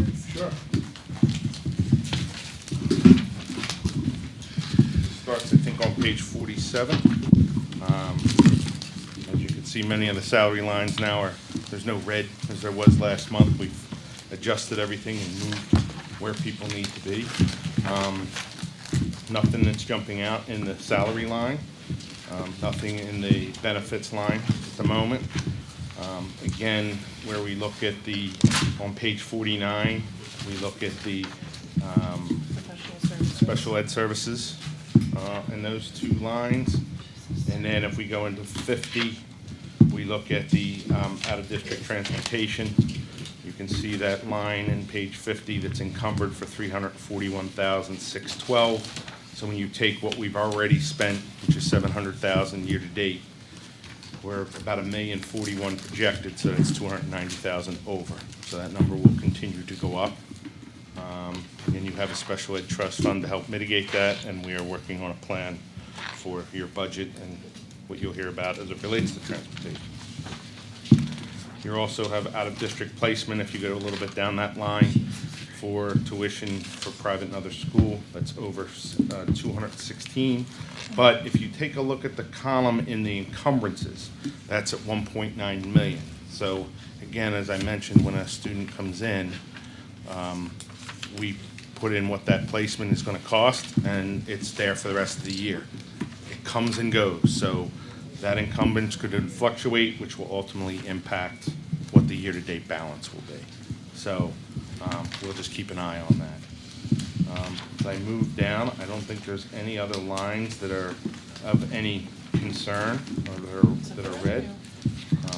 You understand that when we get to the revenue piece, all that red means is you're just subtracting it from the total appropriation. That's why they're all in a negative mode, but we don't encumber what that, we don't encumber or predict anything that's going to come in. It's all just whatever actuals are in that column, that's what has come in so far, or what we've booked. Okay. Questions from the board? Ms. Robinson? Yeah, Jack, we've got budget meetings coming up, Yep. as you are well aware. I think so, yeah. Yeah, I think you have been working on it. Can you give us a heads up as to what these continual, like, transportation costs, student services costs, private tuition? I know we already had to move some things around in our existing budget before we could finish approving it in October. Is this going to be like a sticky wicket moving forward in the next couple of months? No, I think you're going to be fine for this year. And again, you do have trust funds to help mitigate that. It's really is this, usually when stuff hits us on the governmental side and the education side, it's usually a little delayed. Mm-hmm. So as you're seeing in those test scores, it's kind of, things are starting to trend that way. With that happening, does this start are we hitting the peak of that and then it smooths up? That's what we'll see. But just to put it in simple terms, between salaries and benefits, negotiated increases, okay, in contracts, health insurance, is a 13.4% increase. That's the highest in the 15 years we've been dealing with it. Yep. You just take those two alone, you might be looking at $3.5 million increase. Yeah. Just for those two items. Mhm. It's salaries and benefits of the drivers. It's 80% of your budget. And the state is kicking in less for special We're getting education coming up. inadequacy, I believe the number is $31,000 less inadequacy than we did current year. Oh my God. That's the number Great. we've been given. But Thank you for that transparency. I appreciate it. just trying to prepare you for the 5th or the 12th. Precisely whatever. why I asked. That's It's why. gonna be a rough But that's couple of where the months. numbers are, Yeah. okay? Mm-hmm. Sadowski, do you have a question? Just. This is a small and it's minor, I realize that, but interest on investments, I know with the rates dropping, we're anticipating across the board, those dropping, how are we doing as far as rate on our investments, and are we anticipating a large decrease in interest back from that? Yeah, we'll probably be at 2.5 to 3 versus right now the 4 to 4.5. Okay. So we'll put something in there conservative. We usually do, but it's been really conservative for a bit. But we Yeah. upped it because there's been some gains, and there's some things that we can put in there. There's restrictions around where you can put the money, but we do put your trust money into it. We float in and float out depending Okay. on payroll and things. But Okay. we'll earn a little So interest. usually liquid funds and not so much like CDs or long-term? Yeah, we depending can't. on the No, need. we have Okay. limits on where we can put that money. Okay, So, thank you. All right. Small, good questions. Further questions? All right, well, thank you, Mr. Dunn. Well, Next, we have our public comment period, 30 minutes. Can we get a show of hands of who expects to testify? 1, 2, 3, 4, 5, 6, 7. So I think we can do 4 minutes a person. Please sign in, state your name. That'd be great.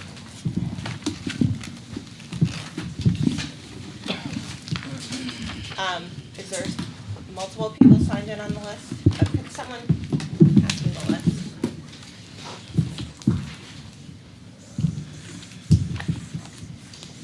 Thank you, Matt.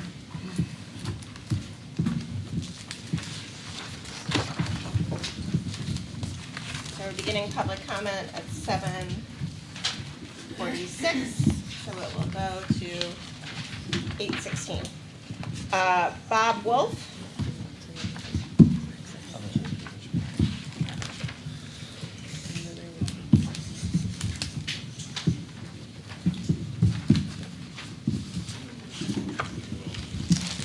Yeah, that's fine. You want to do me a favor, just hand me that one? That's great, thank you.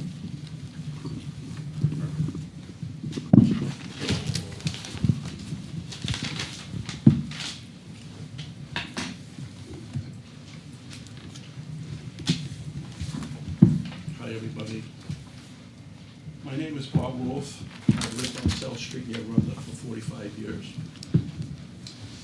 I greatly appreciate the vast amount of time that you all spend in service to Concord and its kids. By being on the board, it's a lot of time and it's a lot of sacrifice for all of you. In 2017, at the beginning of the process, addressing what to do about Rundlett, a cursory, generalized assessment of the building with no cost estimates of any kind, which continue to this day, 8 years later, was done by FMFH Architects, which is not the architects that are 4 letters, but are almost the same, but it's different. They're subcontractor. Of Cambridge, Mass. It was determined it was more feasible to build a new school, which started us on the last 8 years of building a new school. What should have happened was a thorough documentation of everything in the building to find the cost of refurbishing Rundlett. So here we are 8 years later with still no cost estimates to refurbish. Many states have outlawed this tactic by the architects of not cost assessing the fixing of existing buildings to allow, and instead to allow new construction at twice the profit and twice the price. It's kind of an industry standard nationwide. However, a couple of states, many states have stopped that process with formal processes. New Hampshire doesn't have that process. That's kind of what happened. So a detailed assessment of a Rundlett needs to be done with an estimate of what it will cost to refurbish with various options and additions. Architects can work wonders with an older building. Just look at Concord High, a 1929 building rebuilt and expanded on a tiny lot 30 years ago with beautiful results. Here are some figures comparing the total cost, including the 30-year bonding for a refurbished school for $75 million or building a new school for $150 million. The $75 million figure is a 50% figure of the new construction. Nationwide, and the architects will never tell you this, they just say, no, it's the same price. You gotta build new. That's not always, that's rarely the case. 40 to 60% is usually the number, okay? Let's pick 50% of the cost of a new construction. Let's take Rundlett for $75 million to refurbish, and then the bonding cost for 30 years is $90 million, for a total cost of $165 million for Rundlett to refurbish it. Now, you can use different figures, 40%, 60%, whatever percent you want. But whatever percent you use, the difference between refurbishing Rundlett and building new for $150 million, where we're at now, is $100 to $200 million. New broken ground school, $150 million construction cost plus $180 million bond interest at 4%, 30 years bonding. Are you ready? It's a shocker. The total's $330 million. $330 million.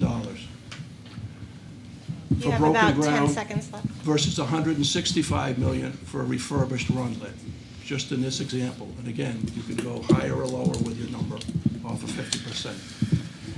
If you adjust the Mr. Wolf? remodel numbers, I'm sorry, your time is up. I'm sorry, go ahead. Your time is up, I'm sorry. I'm getting to the main point. 4 minutes? 4 minutes. I timed this at 2 minutes and 40 all You've day been long. speaking for 4 minutes, 16 seconds. If you adjust the remodel numbers up or down 40 or 60% of the prices instead, the numbers are always between 100 and 200 million of savings over the cost of the new school.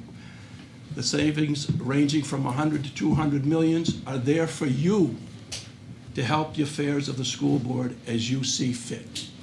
Thank you. The opportunity is yours, what you do. Thank you. What do you think we should do now that we have this information? Thank you for your testimony. Okay, thanks for listening. Mr. Jeff Wells.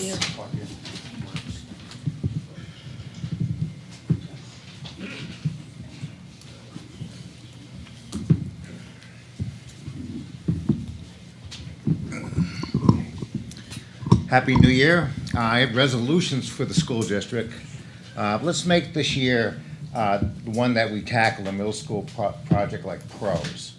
We're calling on you to embrace the following resolutions with thoughtfulness, honesty, and maybe a little sparkle, okay?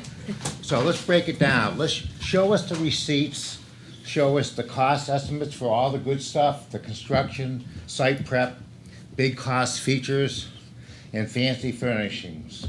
Transparency is so important right now. Let's cover all the bases. Don't forget the infrastructure. That Portsmouth intersection, very important. And everything else that sneaks onto the final bill. Nobody likes hidden fees, and we're not talking about airline travel. We're talking about building a school. I was going to go into compare the two sites. You've already started that. It's draft. I can't wait to see the final. 3, let's secure state support. Show us the plan to grab the New Hampshire building aid like it's the last cookie at the bake sale. What's the strategy if we get no building aid? Where'd Jack go? Okay. He got out just in time. How do we make the most of existing resources if we get no school building aid? If partial aid comes through, how will we be allocated to maximize impact while staying within our means? And if we score the full enchilada, how will we budget boost be leveraged to deliver a state-of-the-art middle school without burdening taxpayers? Let's see the game plan for every scenario. Jack, spill the tea leaves on bonds, grants, and tax impacts. Bonus points for keeping the financial hangover minimal for the Concord taxpayer. Address the Memorial Field cost.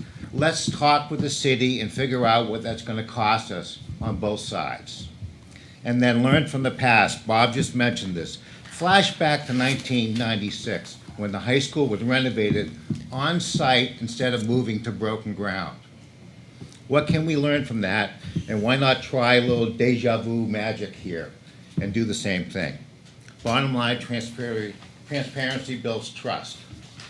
On a more serious note, the debate over the middle school future has become divisive. We own a lot of that.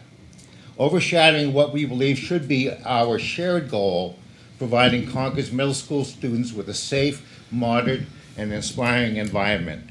We urge the board to set aside our conflicts and focus on a unified path forward.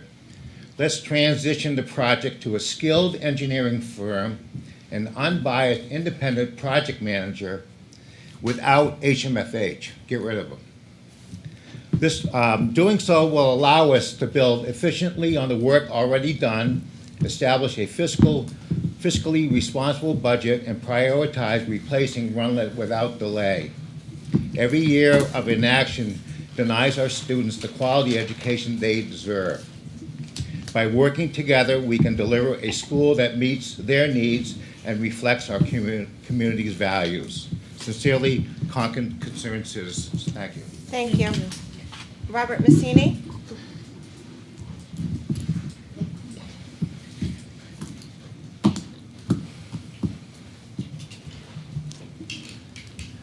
Happy New Year, everybody. New Year. Thank you. I'm Bob Messini. I'm Ward 5. I have a kid who went to Christa McAuliffe and Rundlett and is now at the high school. Dwindling enrollments, cutbacks in state aid, tapped out taxpayers.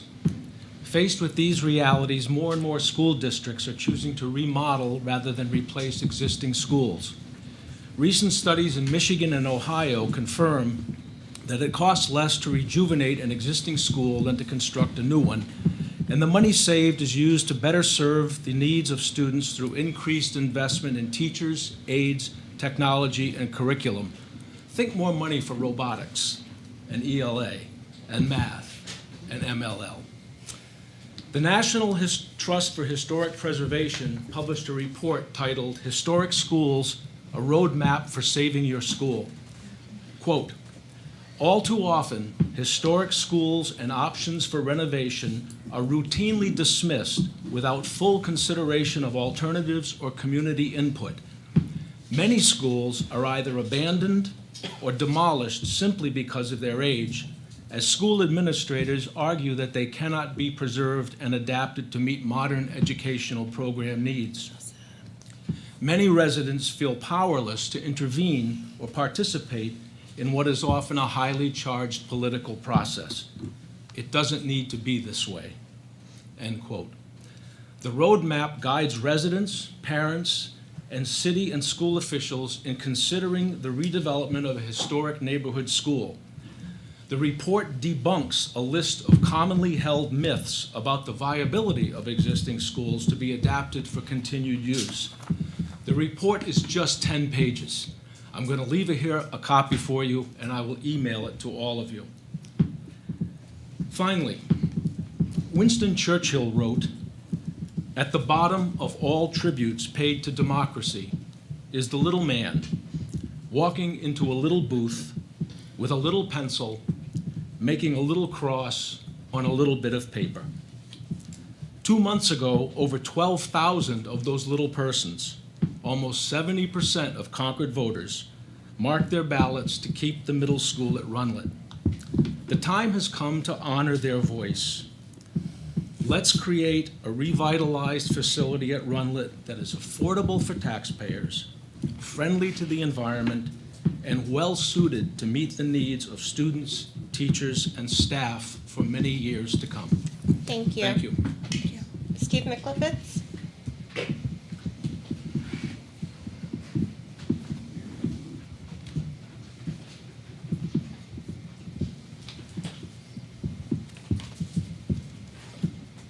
Steve Michaelovitz, Ward 10. Happy New Year to everyone, and congratulations on a new school board year. In the spirit of working together as partners with respect to the middle school project, we respectfully request that, one, an immediate freeze be imposed on further project spending until a firm direction can be determined that is consistent with the will of the Concord voting citizenry. And two, the school board secures the services of a new owner project manager to represent the interests of Concord taxpayers in the development of a firm direction with respect to the middle school project as referenced as best practice in the comprehensive New Hampshire Manual for Planning and Construction of School Buildings, updated May 2024. Thank you for your attention. Thank you. Kim Pooler?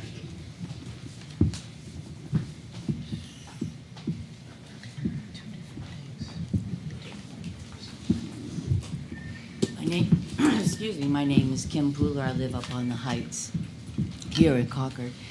And I just wanted to say, I too took some information out of this 2001 report about your saving your historic schools. The first thing they request is that the school board get a school facilities consultant to complete their feasibility study, and that the advantages to renovation versus rebuilding is that it generates more jobs in the community, and that the recycling of the school conveys the ethics to your students in the community, that you care about the natural environment, and that you want to avoid wasting the good natural resources of the city. The deferral of maintenance is how buildings deteriorate, and that is one thing that the school consultant would be able to help with. New buildings are actually require more maintenance over time because it's new versus quality construction. The pedestrian-friendly school, the current Rundlett, increases activity level, and addresses the juvenile obesity issue. And thank you very much. Thank you. Stacy Brown?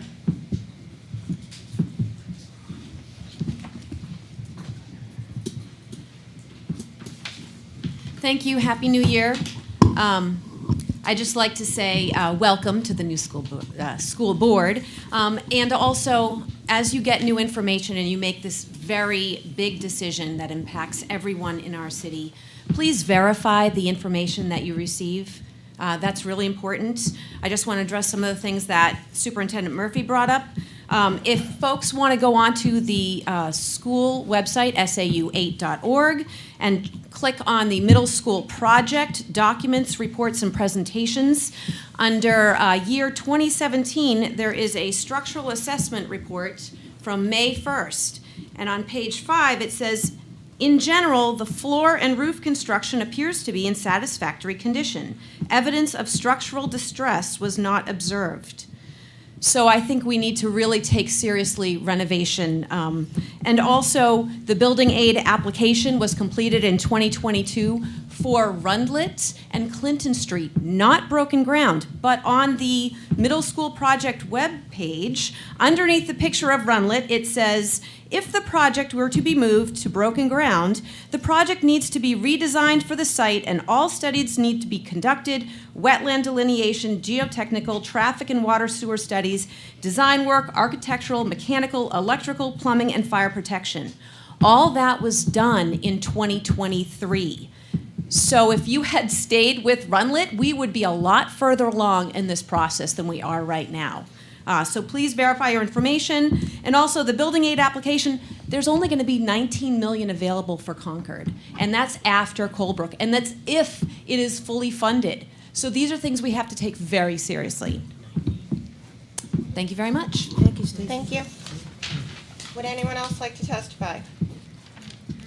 Seeing none, I'm going to close the public hearing. I think the next item is personnel. Good evening. I do bring forward one winter coach nomination for varsity spirit coach, Lauren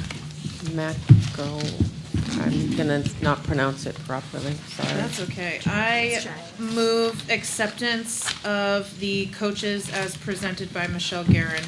Moved by Ms. Robinson, is there a second? Second. Second by Ms. Boucher. Any discussion? All in favor? Aye. Any opposed? Motion carries.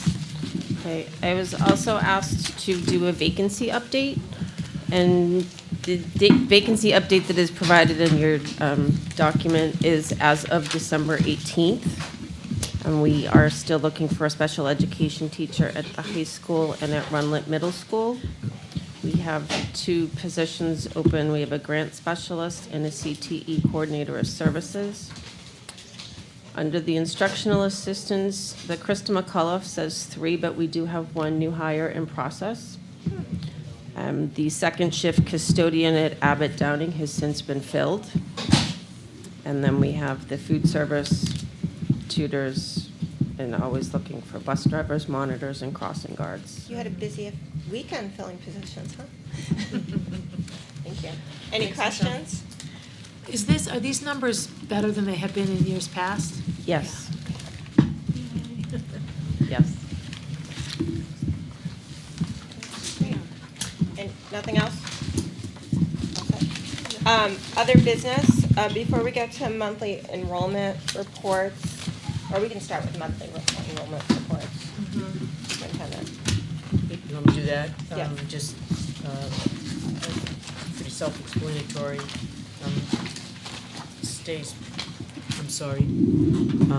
Stays pretty much where it's been. We've seen a little bit of change at the elementary level. You know, like at Abbott Downing, we lost 9, but we picked up, 9 in Beaver Meadow over the course of the month. So it's always in flux, you know that. Rundlett, we picked up 4 additional students this month, and as you compare it, to months prior to that, so it's actually played pretty steady. And then on the second page, page 58, you'll see the breakdown of each of the schools, grade levels, and class sizes. And we monitor that very carefully, kind of keeping an eye on class size. But again, you can see from those numbers that you stayed within your class size guidelines, the current ones that we have. I think it's kind of interesting. One of the things that I don't think we have that on here, is the career and technical. I'm going to put it on there, but the number of students that are homeschooled that are attending the Career and Technical Center, that piece of the program, it's up to 39, which is a big jump for us. Just one of those things that has happened over the course of the last few months.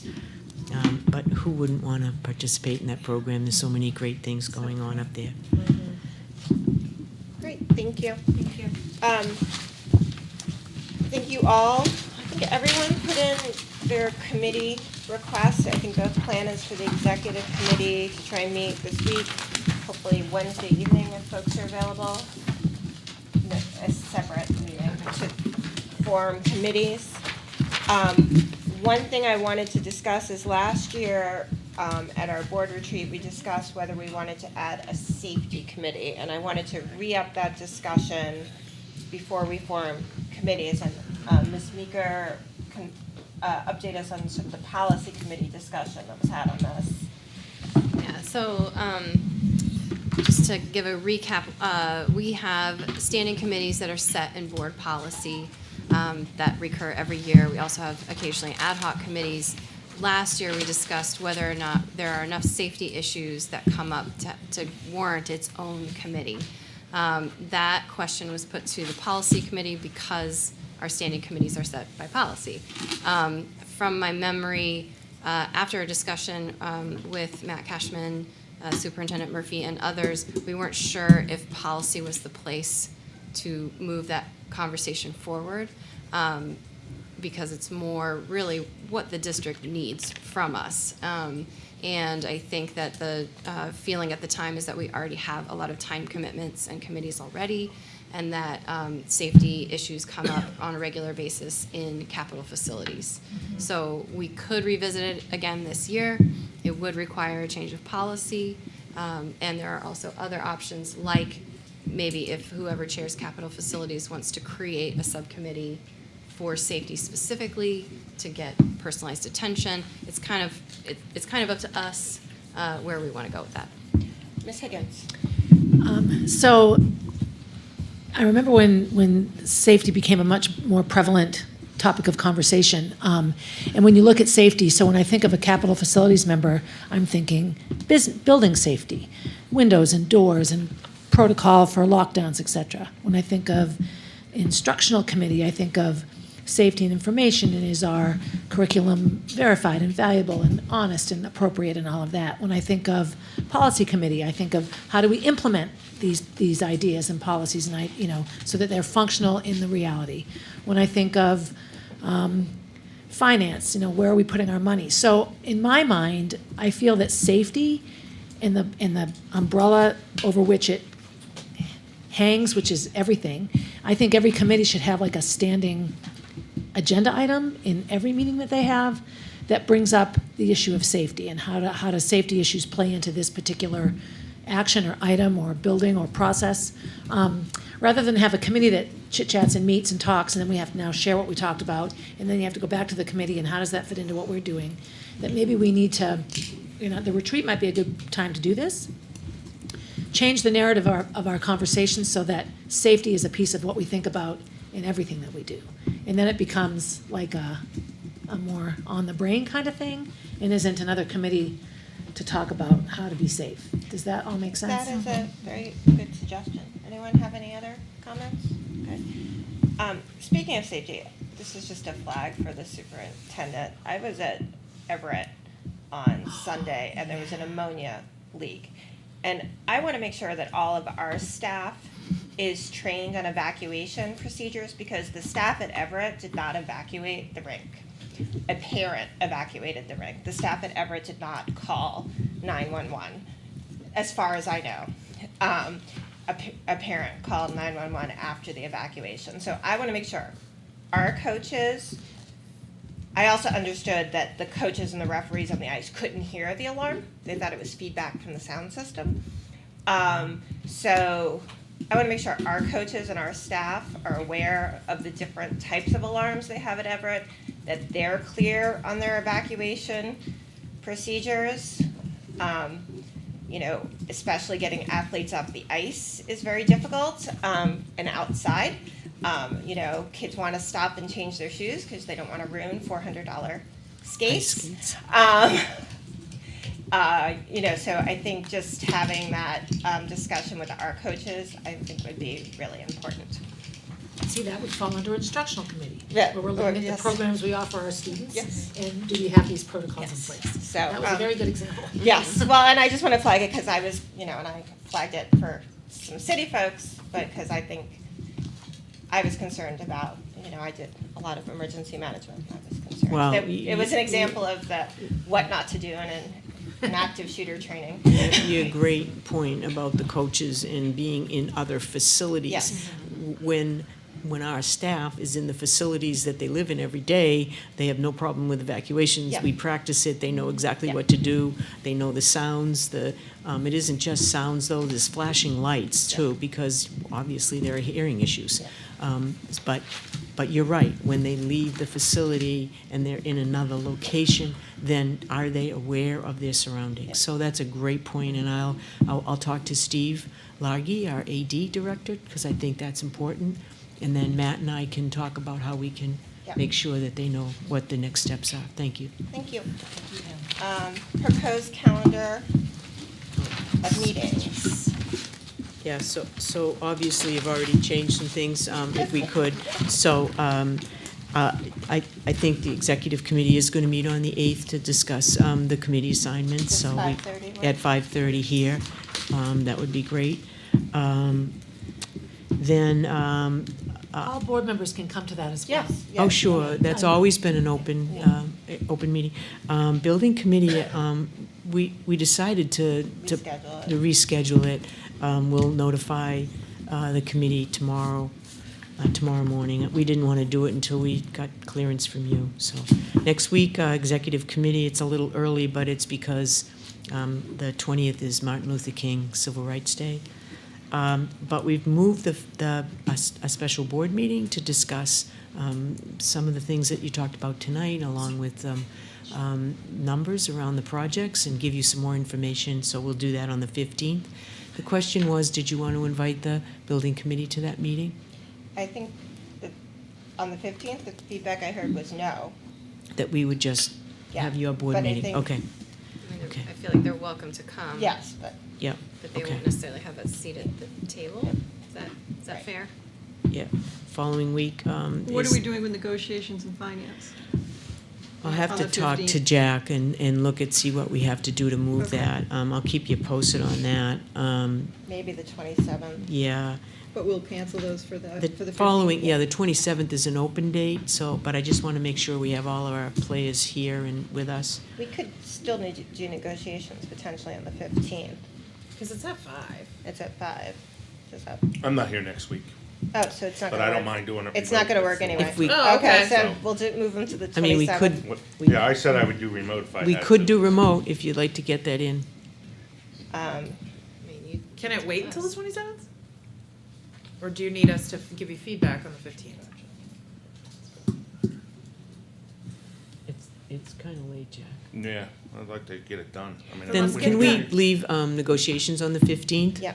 All right. And let's set the meeting for 6 PM as we normally do for full board meetings on the On- 15th.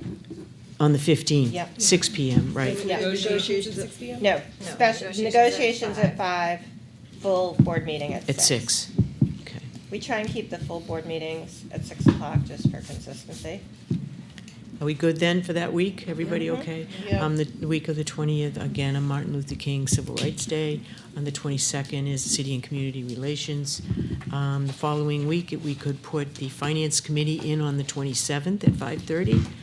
And then on the 29th, Policy Committee. What was the 27th? 27th, we could do We're finance, moving- yeah. moving finance. And communication on 29th. Policy and communication. On the week of, on February, you have your regular monthly meeting on the 3rd. Again, we have negotiations scheduled, and again, in part because we have 5 sessions going on, so you need to be apprised of what's happening, right? We talked today, as we looked at the schedule for budget, given all the things that you've got going on and we do, we were wondering if we could push budget off to the 12th. And the reason we can do that is because as one of the goals this year that you asked us to look at was the way we presented budget in order to be more efficient with the time, and we think we can do that. We've really broken it down, and I think we're going to present it very differently. I'm hoping you'll all like it. If you don't, well, Too bad. I don't want to say that, but It's not in a 3-ring binder, so. yeah. What we'll do is we'll break it down by project, like the 1100 series, the 1200. So that's a nice. regular instruction, special ed. 1400 is your athletics, transportation, all the the areas, so that it'll be easier for you to ascertain. I will do a presentation opening it, highlighting all of those areas of things that are happening or not happening. So Very you'll have excited a about good this. idea about what you can anticipate and where your efforts are going to be. And it'll be an overall picture. Oh, thanks. So I'm hoping that this will work better for you. Hell yeah. So we cancel the 5th and the 10th? So I was thinking of moving, if with your blessing, move the first budget session from the 5th of February to the 12th. We'll redo the schedule up for you. Jack and I Then worked a can we little. take the Tuesday policy meeting and put it on a Monday or a Wednesday? Yeah, that would be great. I Yeah. think we can move that So to I the can go to tap dancing class? Maybe we'll move it to the 10th, please. Tap dancing. Yeah. I took tap What is that dancing policy classes. that we're moving? Yeah.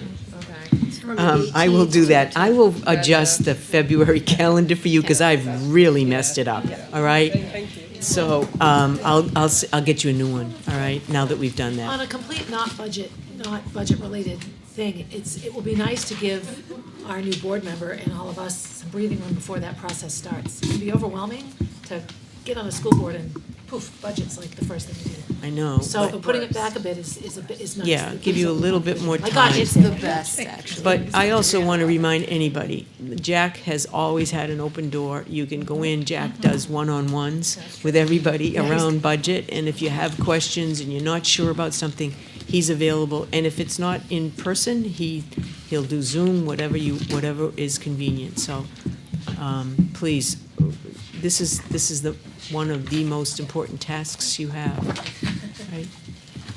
No pressure. Any other questions, comments about the calendars? Okay, I believe we need a non-public. I will move that we go into non-public under RSA 91A32, Section C, Personnel. Second. D, I'm not done. D, Property, E, Litigation, I, considerations of matters related to the preparation for and carrying out of emergency functions, and A5, personal school records of pupils, including the name of a parent, legal, or guardian. Now, I think I've covered Yes, you did. everything? Yes, you did. Okay. The Thank second you. still stands. Moved by Ms. Walsh, second by Ms. Robinson. Any discussion? All in favor? It's a Aye. it's a roll Oh, it's a call roll vote, call. guys. Yes. Sorry. Ms. Boucher? Yes. Ms. Campbell? Yes. Ms. Hastings? Yes. Ms. Higgins? Yes. Is Mr. Richards still with us? Yes. I'm still with you, but you're breaking up. I'm probably gonna have to log off. No non-public for you then. Non-public. Ms. Before my Robinson? vote, it's aye. Okay, Ms. Robinson? Aye, yes. Ms. Sadowski? Yes. Ms. Walsh? Yes. And I am a yes. All right, let's take a couple of minute break to use the restroom and let the room everybody clear get out. where they need to be. We expect to come back and adjourn after this with no more additional votes, so we're gonna let Concord TV go home as well. Lovely. All right. How are you doing?